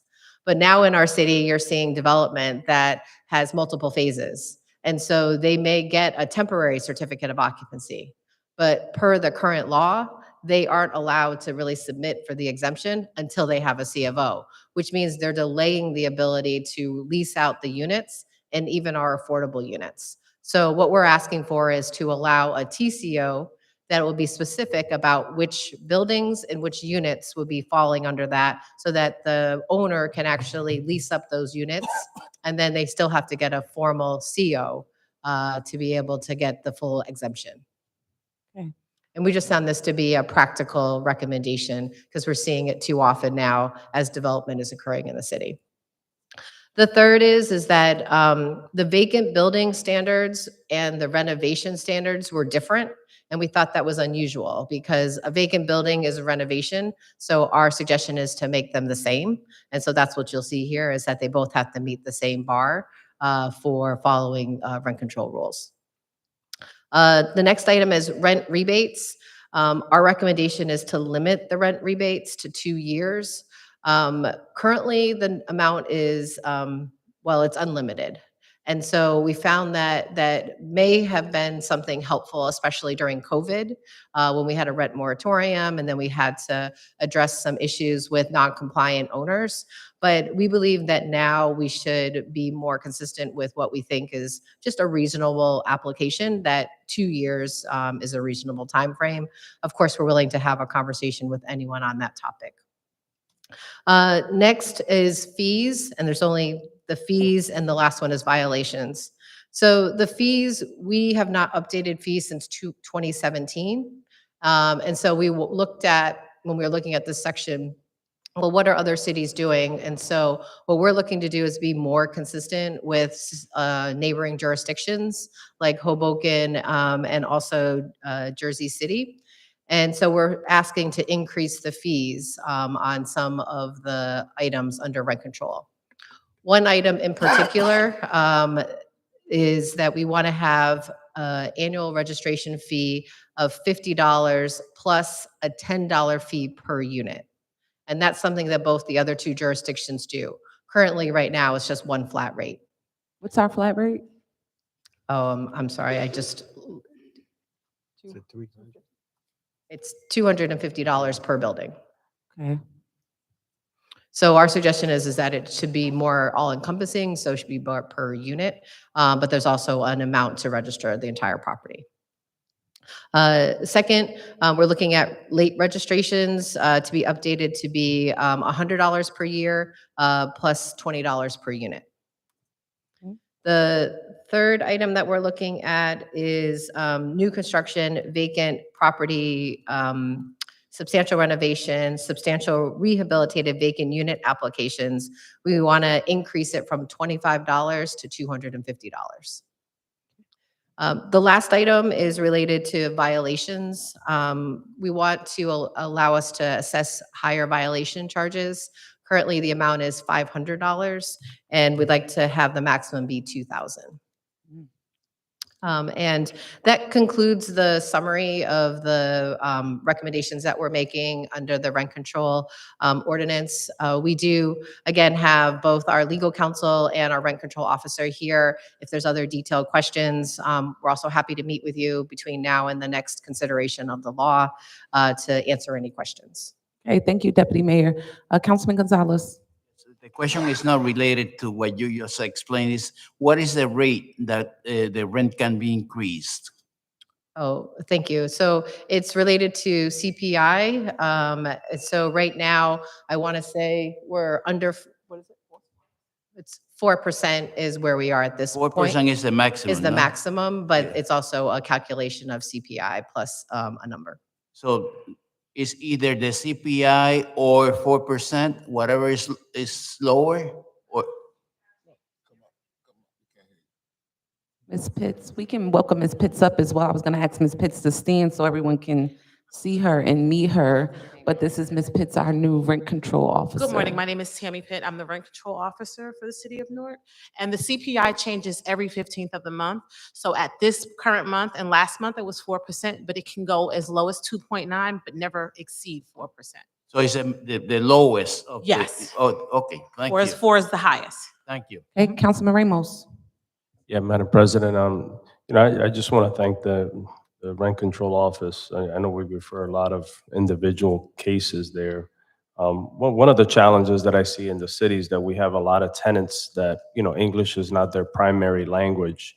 And I often find that, amongst that community, they tend to be victimized more than other tenants because they're not even aware sometimes that we do have laws in the books that, restrict the amount that landlords could increase rents. And this is probably more for Deputy Mayor. Are there any efforts on your part to include some resources so that we can do some kind of public relations campaign, get information out in multiple languages? We had a French Creole family that we recently helped. His landlord was pretty much imposing double-digit increases on them, and they weren't aware that Newark was a rent-control city. So I think we got to do a better job of getting the information out in a manner that our residents could understand. Yes, Council President, to Councilmember Ramos's question, we do need to expand the language access that we have in our department.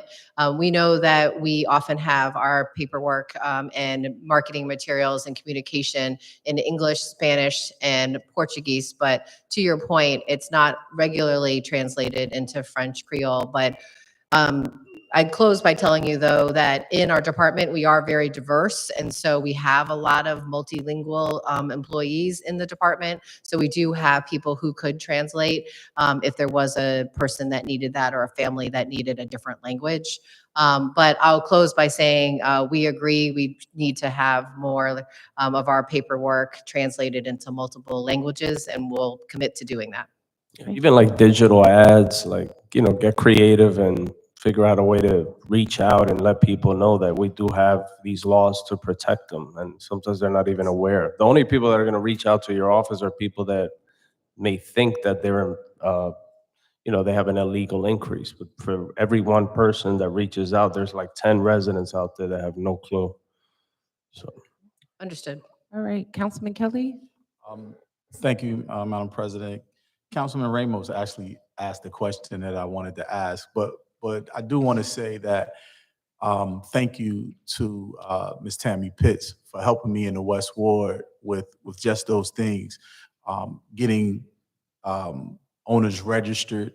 Actually, some people were being overcharged for their rent.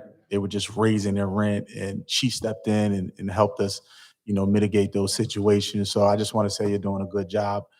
Thank you for assisting us in the West, and I know you're probably doing the same thing around the entire city. So thank you. Okay, thank you, Councilman Kelly. Councilwoman Scott Roundtree. I too want to thank you for not just citywide, actually, with the evictions that are taking place by landlords who are not registered. So that education piece is so very important, because with the eviction rate being as high as it is, some of the tenants don't even know their rights. They have illegal lockouts, property owners are not registered, and you have been very instrumental in providing those residents with protection by giving them the proper information. So I too want to thank you for that. Okay, any other comments or questions? I do want to say thank you to Ms. Pitt as well. Very responsive. We are grateful for your leadership in that department and you coming on board and all the work you've done. It's a really heavy load in rent control each and every day because we do refer. But as I have been saying for years, the same thing that Councilman Ramos said, we have to promote more to let people know how they are being violated. If people do not know, there are so many people out there in the city of Newark who are just not even aware of what a violation is, all the way down to if I don't have any heat, I can get a rebate. If I don't have any running water, I can get a rebate. There are so many residents that are dealing with that each and every day, and they have no idea to call a rent control office or their council member for that matter to refer them. So at the end of the day, you know, we really need to put more information out there. And then another thing I was thinking in closing is that we should list the rent control buildings, every property that is rent control, underneath rent control, all of those that have waivers, we should list those on the website. We got like a couple of emails this week, like people just asking like, hey, is my building underneath rent control? Because they're not familiar with like the law, if it is or not. So we should have that listed for residents so they know, hey, like you can't do this to me or whatever the case might be, which goes hand in hand with the resources part, like, you know, of letting them know what violations are, such and such. But definitely agree with this. You know, my motto, very modest on the amounts. You know, to me, when people are in violation, you know, I don't really have much sympathy there, but you know, we'll take it a little bit at a time, right? With that being said, I would like to advance and adopt this item to first. Second by Councilman Kelly. Thank you. Thank you, Deputy Mayor. All right, raffle licensing. Yes, approval of the raffle license. Any questions regarding raffles? Seeing none? Council President, council members, we do have one added starter. Add a starter? Yes. You're kidding me, with 56 pages? All right, who's understand. the added starter? This is item Legistar file number 24-0810 concerning the Ironbound Roundabout. The Ironbound what? Roundabout. Roundabout? Yes. Who does it belong to? This is an engineering item. I think it made it on the agenda. It's on the agenda.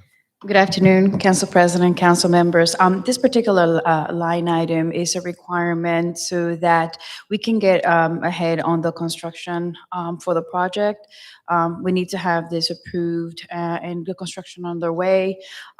There's a deadline that we have to meet, December 31st, so we want to put it in front of council so that we can have it in front of DOT as soon as possible.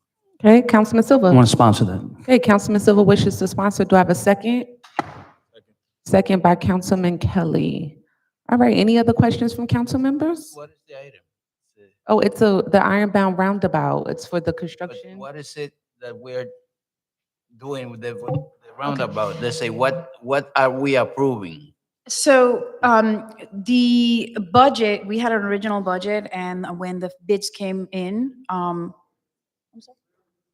Oh, the limits. Okay. I have to send you the limits, Councilman, because I don't have the item in front of me, to be honest with you. But it is in front of the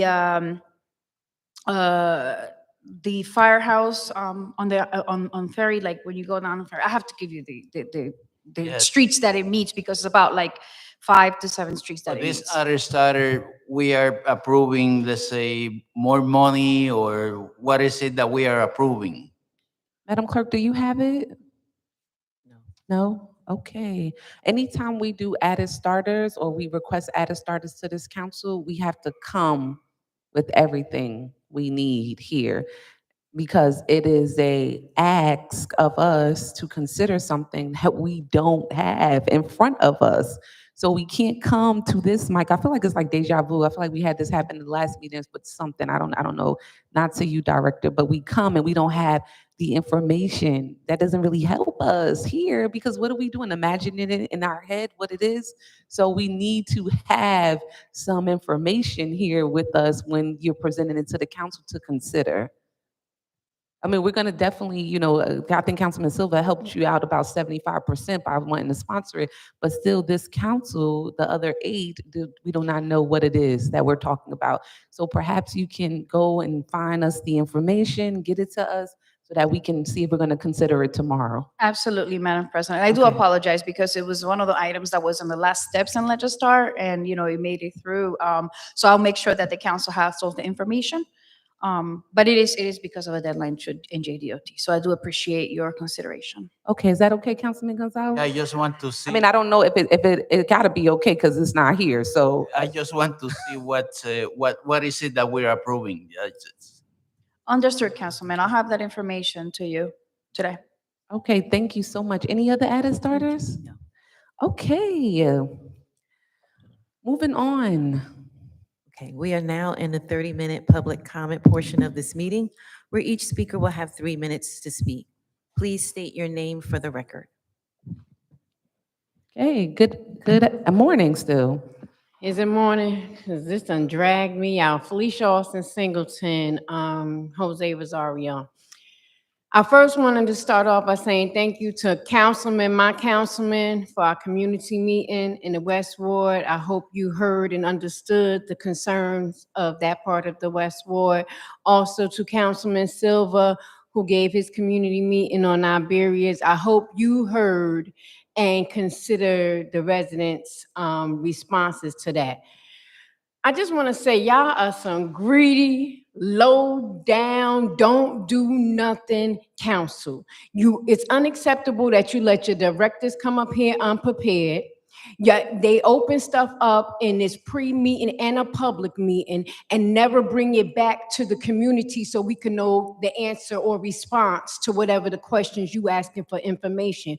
Because if you don't have it, that means we don't have it, okay? Also, I want to say, dealing in debt and stealing in the name of the Lord. Y'all better get it together. Y'all better get it together. These orders are serious. Y'all don't know 60% and 69% to 31% who getting what, when, and where. Y'all just ciphering money. Ciphering money. The Iberias Project, and these two over here laughing, I'm going to get them tomorrow. I can't wait to get them because their law license should be taken away. According to this Iberias Project, the residents don't want it. This is nothing but a developer's gift, okay? Nothing but a developer's gift. First of all, I want to know, do you have air taxes on those buildings? Or maybe that's something you should look into. You got too many problems. When did I tell y'all about the drainage problem of the sewer? Did I not been talking y'all about them sewer tapping lines? All this water flooding in the city. Clean the drain catches. I kept telling y'all, when you push water in, what happens? It's gonna flood back. You don't have a proper drainage system, and this all goes with housing, so I ain't crossing no lines in engineering. When the city of Newark, y'all keep saying, oh, we doing this, we doing that. It wasn't no lead pipe line service. It was you guys up there at the watershed who didn't mix the chemicals right. Let's get that straight. But the Passaic River floods, what are they going to do about that? Phil Scott said some storm drains and stuff like that. No, the East Ward is known for flooding. Listen to the residents. They don't want that. They wanted to keep their restaurant there. Look for the air taxes on them 2 buildings. And the property that y'all talking about, the Riverfront Park, that's PSCNG. Get it back for the city, or if they got it back, then use it correctly. Don't have the developers talking about what they're gonna redevelop on that land for open green space when they should be doing it in their own buildings. Right, Thank you. Next speaker.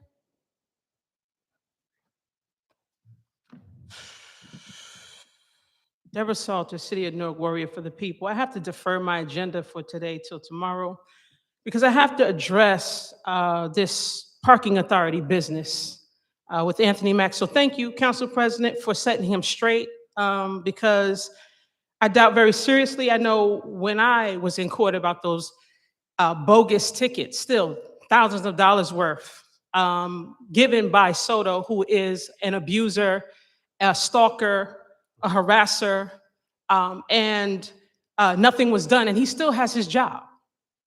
So these tickets and the parking authority is a mess.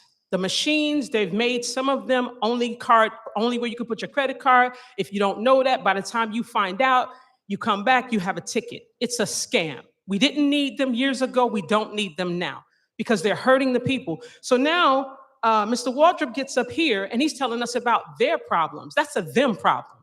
Okay, we gave them that parking lot for $1.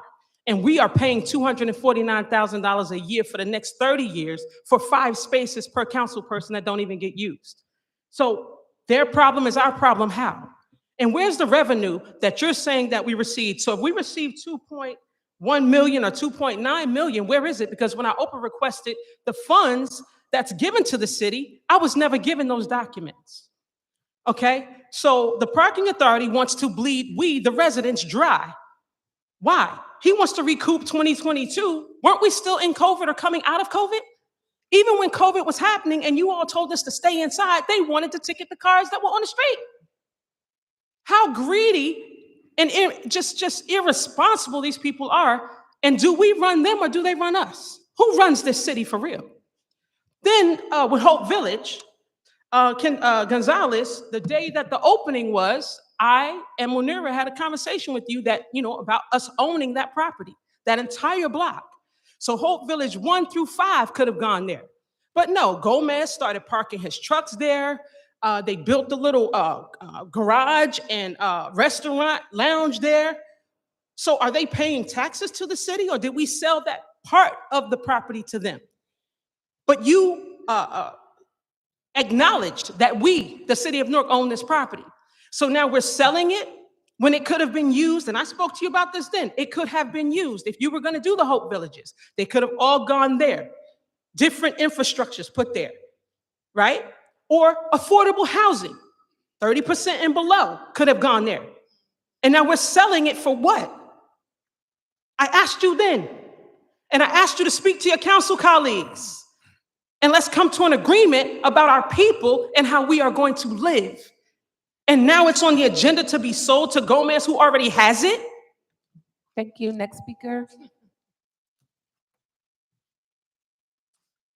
Good afternoon. Good afternoon. Council President and members of this august body. Kim Gaddy, Executive Director of the Southward Environmental Alliance. I will be speaking on 6 PSFH, our ordinance regarding the NUZLA. And one part, it states, whereas the Department of Economic and Housing Development wishes to modify Section 41-4-3, permitted uses in industrial, airport, and port area districts to conditionally permit truck, tractor, trailer, and heavy vehicle parking or storage in the industrial area. We've been here before. Southwater Environmental Alliance partnered with ICC and 20 different organizations, 600 residents for the Newarkers Organized for Accountable Development.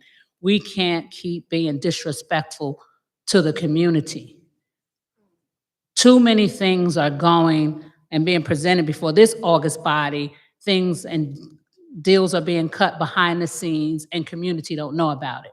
Our South Ward and our councilman, he does things a little bit differently. He reaches out to the community. He has meetings so we know what is going on. There is transparency. And so when you think about issues like this, and especially our port is the economic engine for the tri-state region, but is the diesel death zone for all of us who live across, right, in close proximity of that airport and the port. We do truck counts on a yearly basis between Freeland Heights and Avenue, 6 different locations. We count 400 trucks in 1 hour. These are the oldest, dirtiest trucks. You know that our residents are suffering and dying from premature cancers, kidney failures, heart attacks. We have more students now where we're having a cancer cluster that is developing. You know my story, I had 3 children who had asthma. I lost a son to a premature heart attack. This is not stuff we need to play with. When we're talking about truck traffic, pollution sources that is killing us, and then you're talking about the backyard, that Freeland Heights and Avenue, where we have probably 2,500 to 4,500 senior citizens who, when they step out their door, this is something that is directly impacting them. When you come down Freeland Heights and Avenue and individuals are coming out of the dialysis center, this is something that is directly impacting them. We want to have a seat at the table. Our lives are at stake and our lives matter. And we have to stop letting the Economic Development Office push these things through without individuals being able to express our concerns. So I thank you for this opportunity. We'll be back tomorrow, my staff.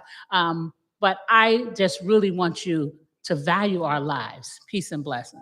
Thank you, Ms. Gaddy, for your comments and concerns. Next speaker.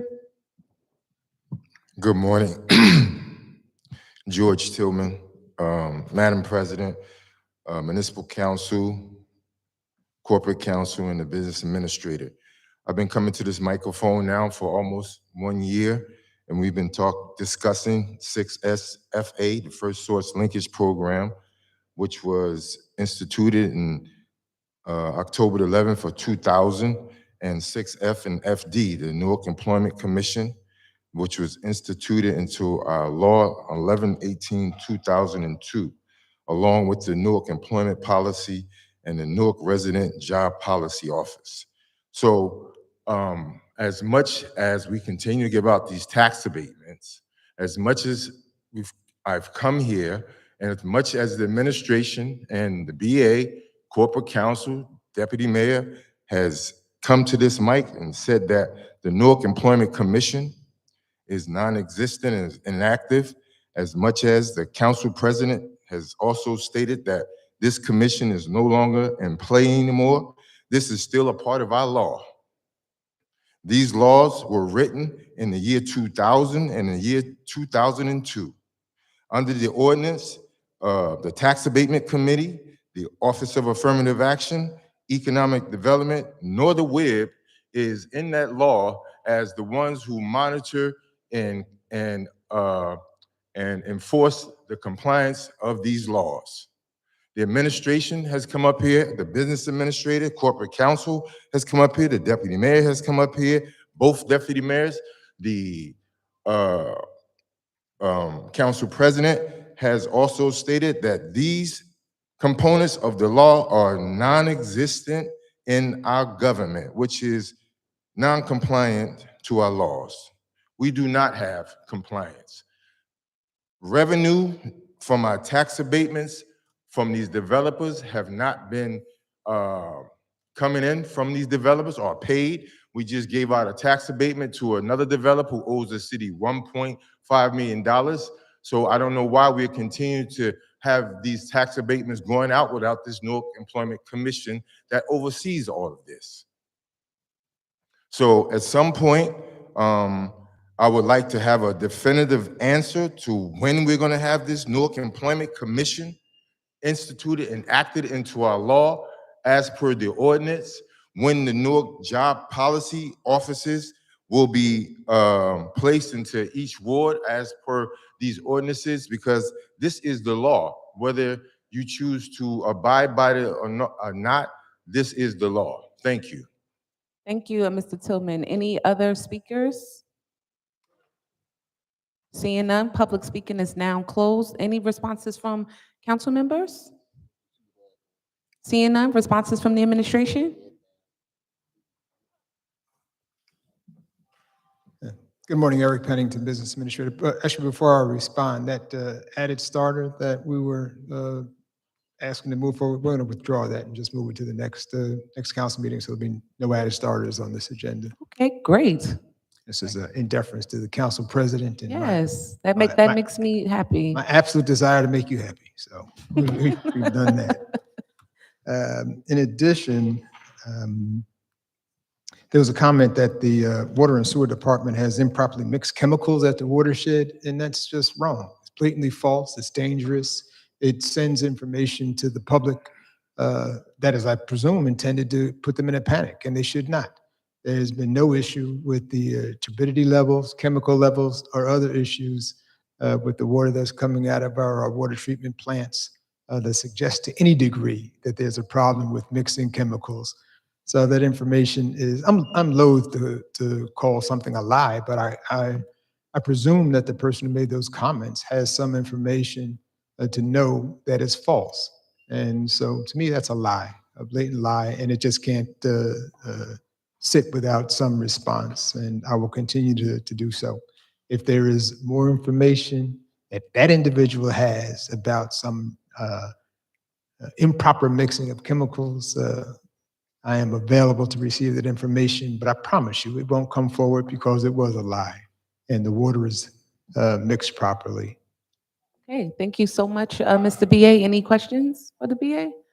All right, I just want to ask the council to just bear with us. We have our director from Newark Housing Authority who is here, who has a quick presentation for us. Hopefully you had an opportunity to review this nice PowerPoint that you got earlier in our meeting about 2 hours ago.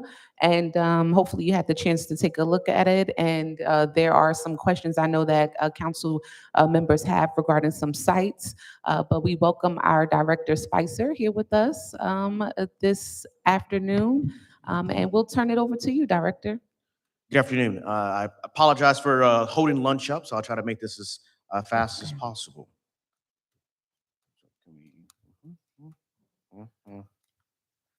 And while we're waiting for the PowerPoint to come up real quick, I just want to remind council members too that we need to go into a quick executive session as well. So please, pretty please, with an extra smile, stay with me. I might be able to treat you to a slice of pizza if you stay. It's tempting. Just one slice though. One. Director. So, hey, I understand everyone in the administration has been getting calls, comments, and questions regarding what's going on at the Housing Authority. I thought it would be incumbent upon the Housing Authority to come before this body so you all hear directly from the Housing Authority of what we're doing. You all can get a little a presentation from us and have an opportunity to ask any questions. Ideally, this is saving you and your staff some time, trying to not kill as many trees so we can all be on the same page at the same time. So what I've been doing is taking an approach of crawl, walk, run, fly. Right, so it's just about understanding what we need to do, taking the appropriate steps to put the things in place to make those things happen, and then try to follow those things through and sequence everything. Clicker, presentation. Okay. I think I'm the clicker. Okay, there we go. All right. Okay. There we go. Okay. So I'm not going to go through every single slide, just in the interest of time. You all have it in front of you. What you have here is our annual plan and our 5-year plan. So every year, the Housing Authority has to submit an annual plan to U.S. Department of Housing and Urban Development saying how we're going to expend our $23 million of capital fund that we receive every year. So we receive a specific pot of money that we're supposed to invest in our public housing stock. And this is the plan of how we're going to spend those dollars. High level, we kind of broke it into 7 major categories. In no particular order, so this isn't by importance, but just 7 areas. Plumbing, underground steam line replacement, and there's a dollar amount under there, which is rounded up to the nearest hundred thousands of dollars. Elevator modernization of elevators, agency-wide cyclical painting, which is painting the interior of people's units who currently live in public housing. Vacant unit rehab, which is turning the empty units to make them ready for families to live in. Roof repair, kind of self-explanatory. Replacing floors. So as you all are aware, you all have lived here longer than I have. Townhouses specifically have a history of having weak floors. So putting money into ensuring that those floors are stabilized. And then site beautification. Go to the next one. Here we go. You have a high level of how we are spending every dollar for the next 5 years by development on the next page, right? So each year, we have allocated exactly how much we're going to spend to that specific development. And for the next 5 years going forward, every year we're going to take a look at that, see if we need to reallocate.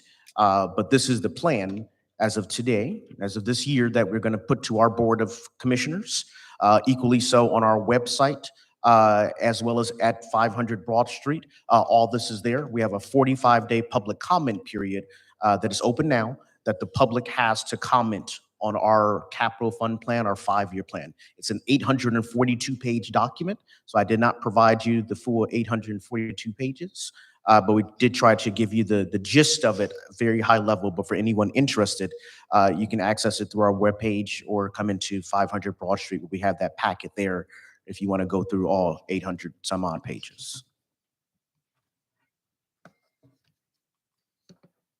Okay.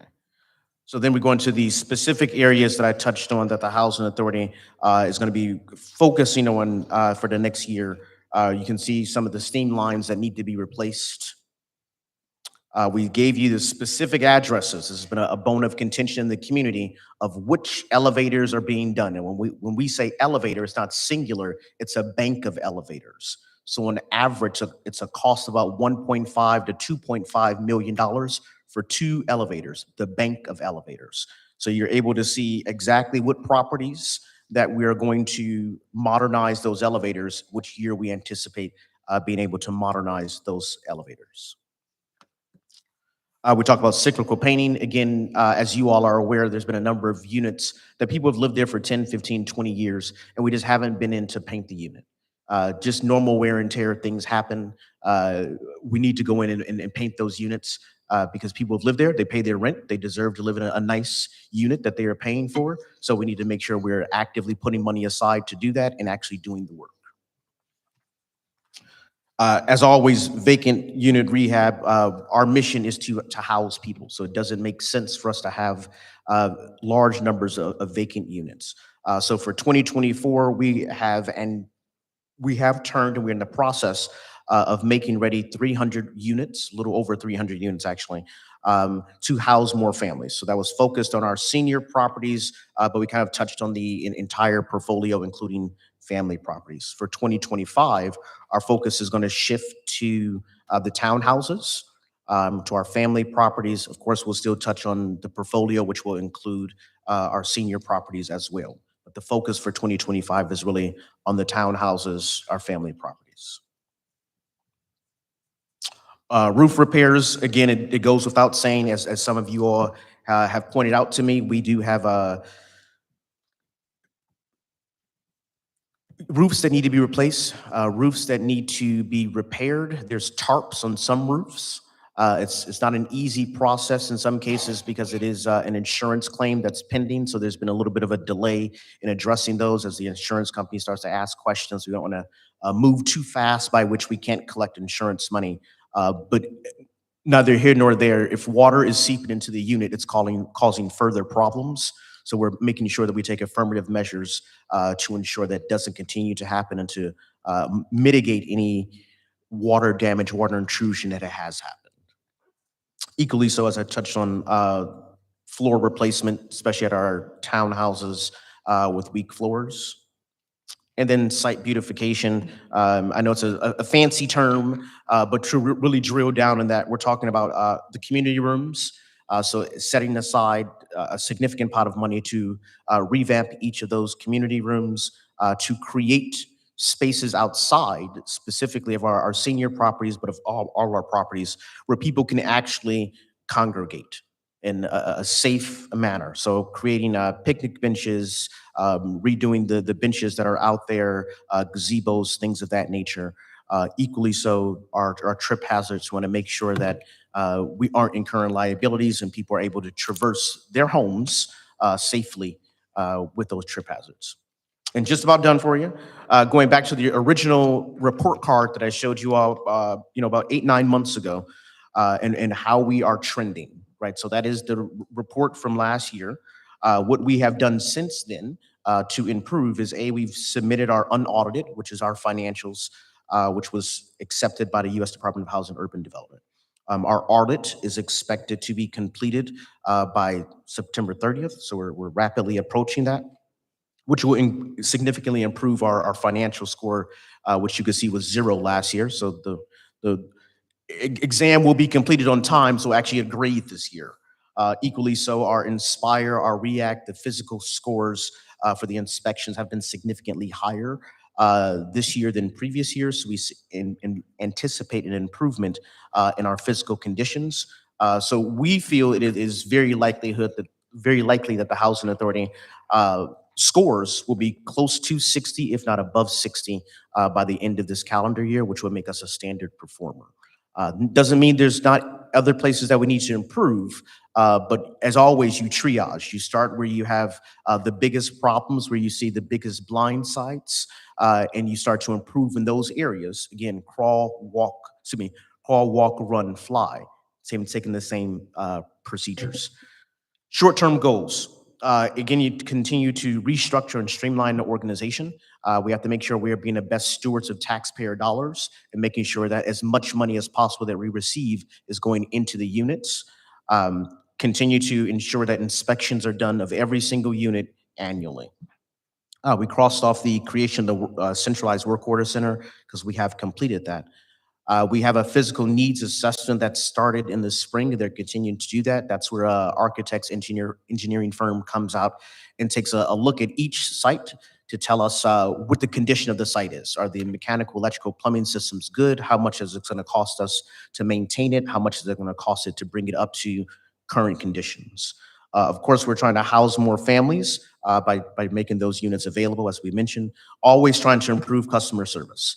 This is going to be an ongoing area of improvement. We have to ensure that we are providing adequate customer service internally to the employees that work in the agency, but equally so ensure that we are providing even better customer service to those individuals that are paying us rent and that live in the properties that we have under our care. Demolish trail homes. That is a goal that we anticipate completing before the end of 2024. That has been a blight on the agency. We committed to doing something that the Housing Authority has not been able to fulfill that obligation. We're going to fulfill that obligation to demolishing the remainder of the buildings that are there. So in 2025, we can start to have robust conversations about reconstructing that mixed community development, increasing the density there so it is no longer a blight. We're able to follow through with our promise and also create more housing for those that need it in the city of Newark. Equally so, have the conversations about repositioning specifically Bradley courts and Hyatt courts. We know collectively here that these properties have outlived their life expectancy. So it's really about what does it look to re-envision what those two communities look like in the future, right? So the Housing Authority's process is always to bring the professionals, the architects, the engineers out to come and tell us what's wrong, how much it's going to take to fix it, to make it better. At that point, we'll then, of course, sit down with our partners, which is the city, the administration, to talk about what does that look like to work collaboratively to re-envision what what these properties could be, and then to go back to the community to find out, if what we're thinking actually fits with what they want, hear their needs and desires, and then kind of go back to the table to make sure we take all those things into consideration. But what we are doing is having monthly meetings with our resident advisory board, which is the fourth Wednesday of every month at 6 p.m. At our building, which we go through all of our policies and procedures. As we revamp them every year, we hear from the public on what needs to change, what hasn't been changed, and where we have the blind side. So we hear from them every month. To address something I know that's come up a number of times in the last couple of weeks, the Housing Authority is not closing down Bradley courts. We had specifically 12 families that were affected by a building that there was a gas leak, so the gas had to be shut off in that building. There were those 12 families, we provided gift cards because they could not eat because there's no cooking gas. The water heaters are gas as well. So we provided them gift cards so they could eat while we were figuring out what we could do in the short term. We offered them the ability to stay in a hotel. Again, if you have kids, you should be able to have an opportunity to have a hot meal, to take a shower for the kids. It was hot outside. Equally so, once we determined the scope of work, we determined that for that property that we do need to reposition, that 6 to 8 weeks at close to $500,000, that wouldn't be the best use of taxpayer dollar. So we sat down with each of those 12 families and asked them, where do they want to move to? They identified properties that they would like to move to. we, since it was an error on our behalf, paid for the movers. So we had movers come out and move them to the property that they designated that they wanted to move to. That was not a development-wide move. That was a problem that the housing authority owned. That was our problem with copper gas pipes that are 70, 80 years old. That we then move those families. This isn't something that doesn't happen often in the housing authority, as you all are aware. Stephen Crane Village, we had to move families there. Oftentimes, as things come up, the housing authority makes administrative moves, emergency moves for families. We don't make it a public scene. We don't make it a public anything because it's really happening between that family and the agency. There's no need to broadcast those things.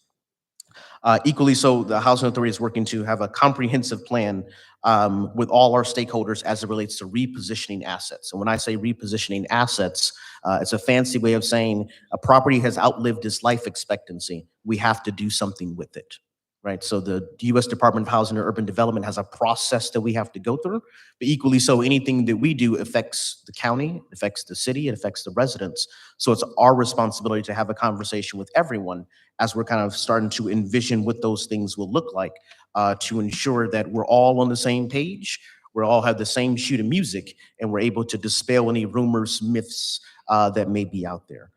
We are continuing to work with the city and the county for an MOU, Memorandum of Understanding with Mainstream Vouchers, awarding project-based vouchers for affordable housing, homelessness, as well as assisting families that are transitioning from shelters into permanent housing.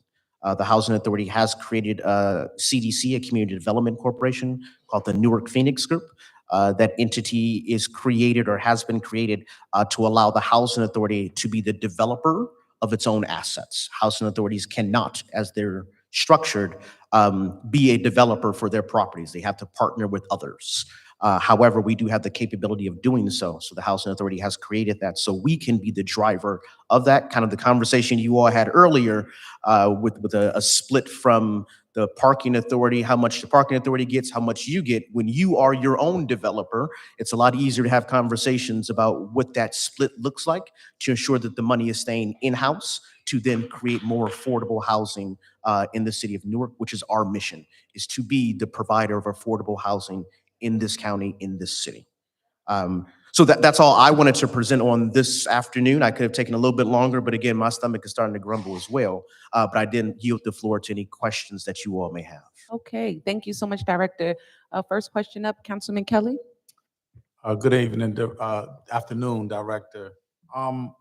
So it's good to hear that Bradley Courts is not closing down. That's been a rumor around the city for like 2 years. Just for the record, how many units does Bradley Court have? 326. And how many units are vacant? 40%. Give or take. Last report I ran, it was about 40% of the units are vacant. 40%. So I'm asking these questions because for me in the West Ward, Bradley Courts is a problem when it comes to crime and things of that nature. It stems out across the entire city, just from Bradley Court. Recently, I just had a conversation with the young people who live in Bradley Courts, literally 2 days ago. And one thing that I noticed is that it's not being maintained, right? The grass is up to my knees.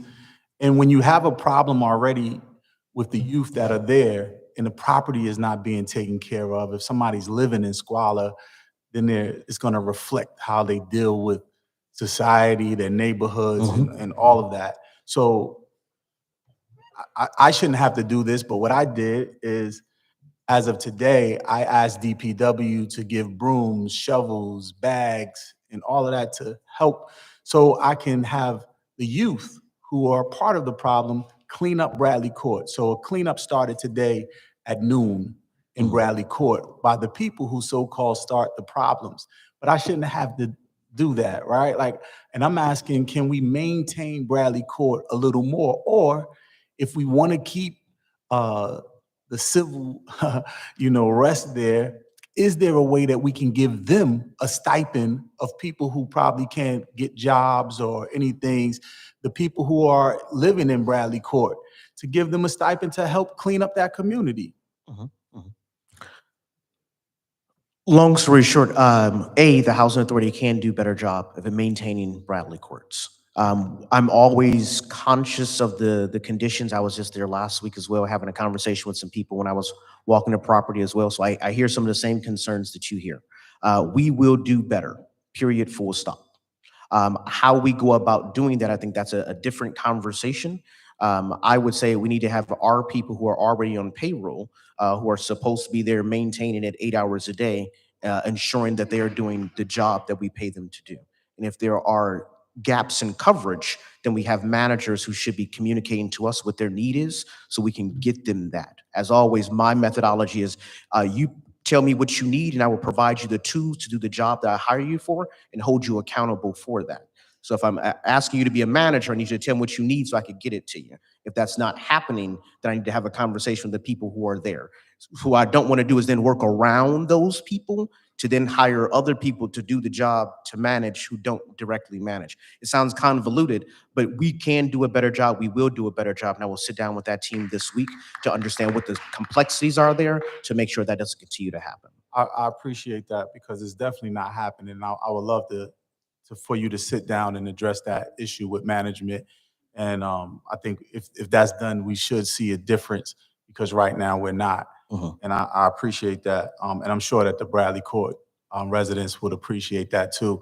And another question, the 40% that is vacant in Bradley Court, when it comes to the work statement in that first year of the 1.16 million that is going to be spent in Bradley Court, how are we utilizing that toward fixing it and rehabbing some of these vacancies so that people can move back into these apartments? Right. So for 2025, you'll see a lot more units being turned at Bradley Court. The consternation, the trouble with Bradley Courts is some of the mechanical and plumbing systems are beyond repair. They're at the end of your life expectancy. So again, I understand there's always a difference between what people want and what people need.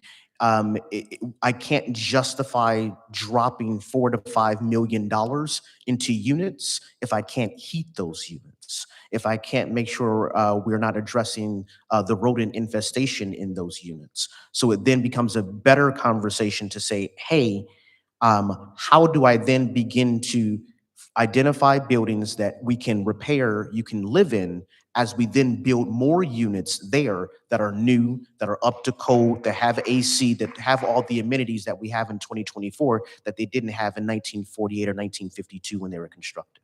And that's the conversation I anticipate having with you all in the city, really about 90 days, but more robustly in the beginning of the year. I definitely look forward to that, to see where we can go in increasing, getting rid of some of those vacancies.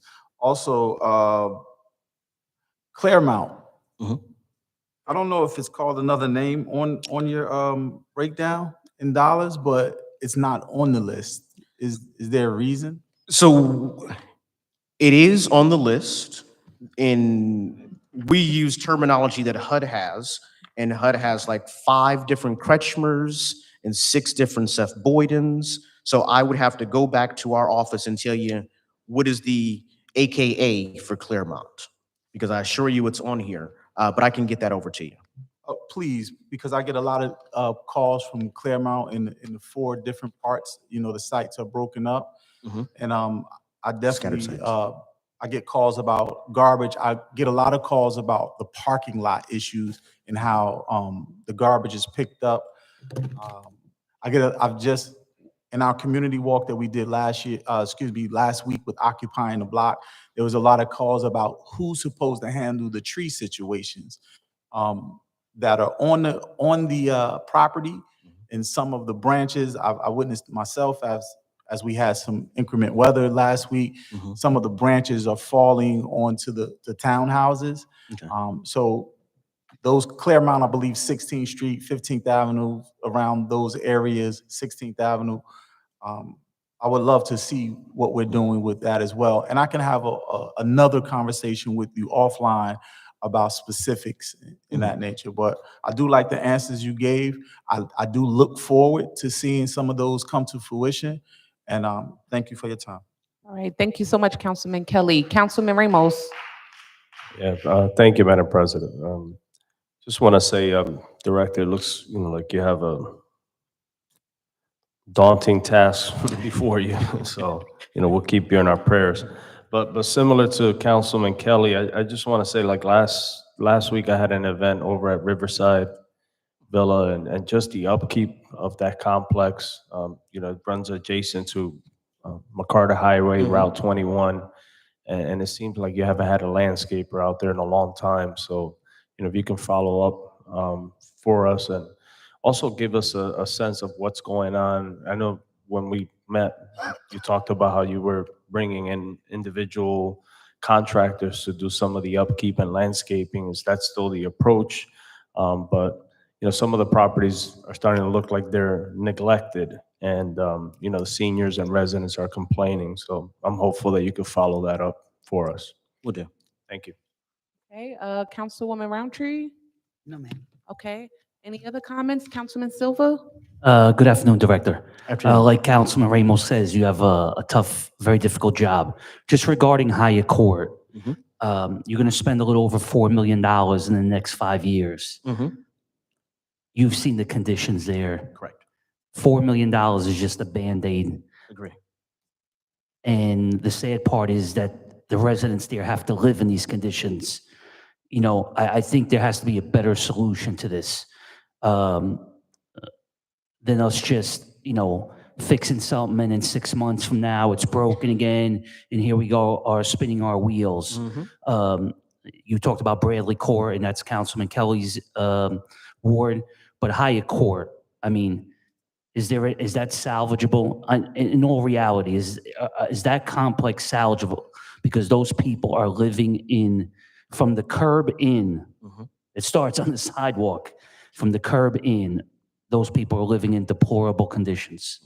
I mean, what are we doing here? We're spending $4 million, and still these people are going to live in deplorable conditions. So, in all honesty, what do you envision going on at Hyatt Court if we're having this meeting 5 years from now? Right.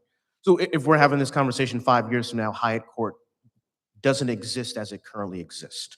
So as I mentioned, the two things that we're working on are Bradley Court and Hyatt Court, right? To reposition those. So I think Bradley's in an easier situation because we have the football, we have the fields adjacent that are ours.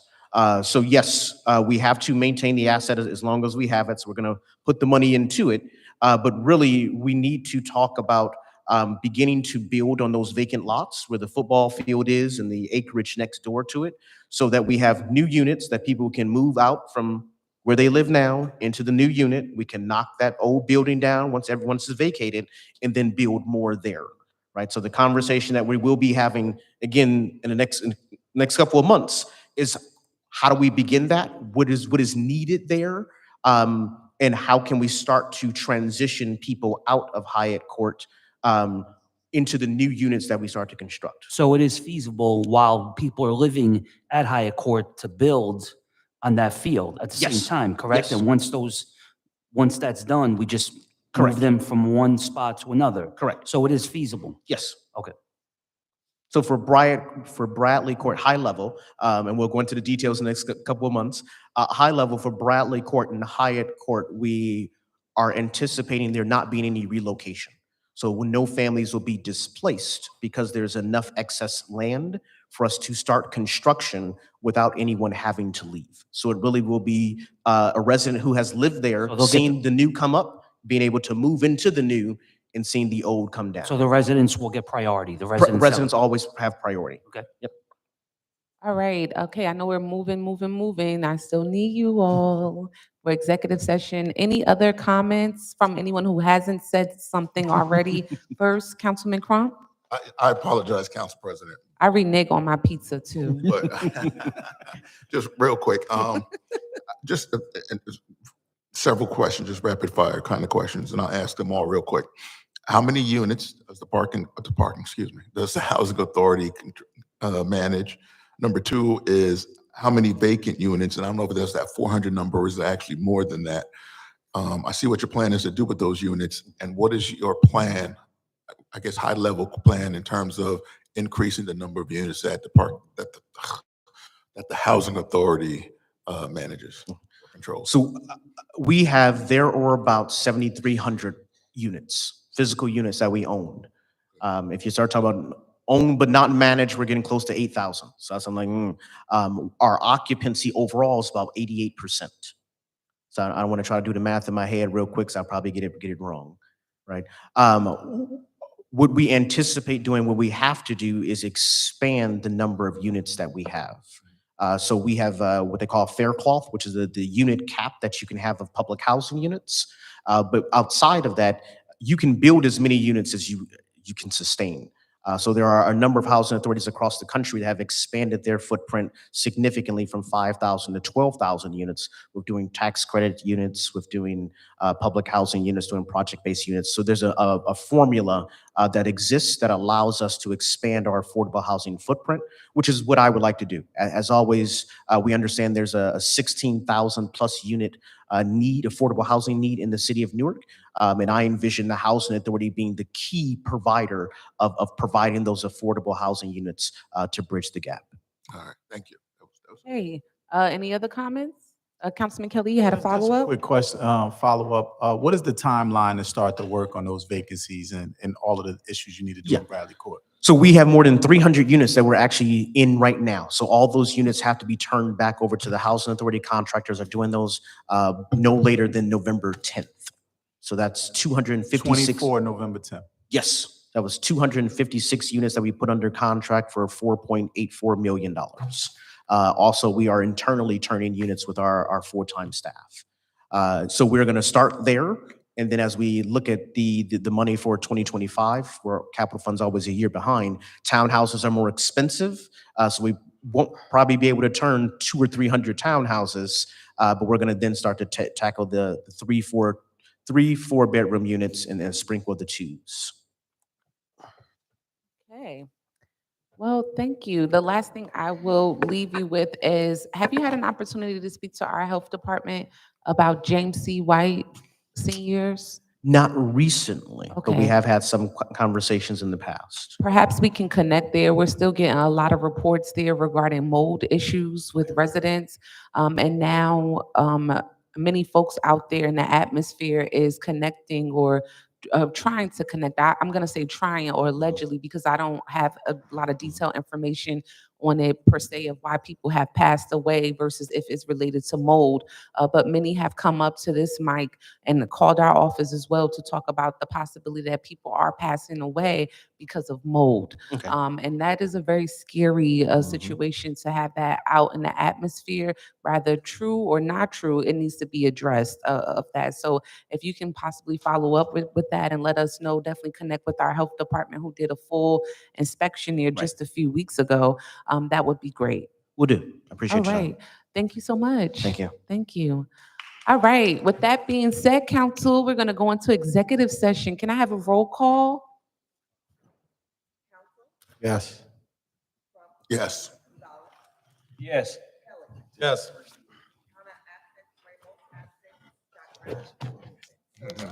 Yes. Yes. Thank you so much for being with us today for our pre-meeting. We look forward to seeing you back tomorrow for our regular scheduled meeting starting at 12:30 p.m. sharp. For those that are needed for the executive session discussion, will be upstairs in our council conference room. And the first person that beats me there, I got a treat for you.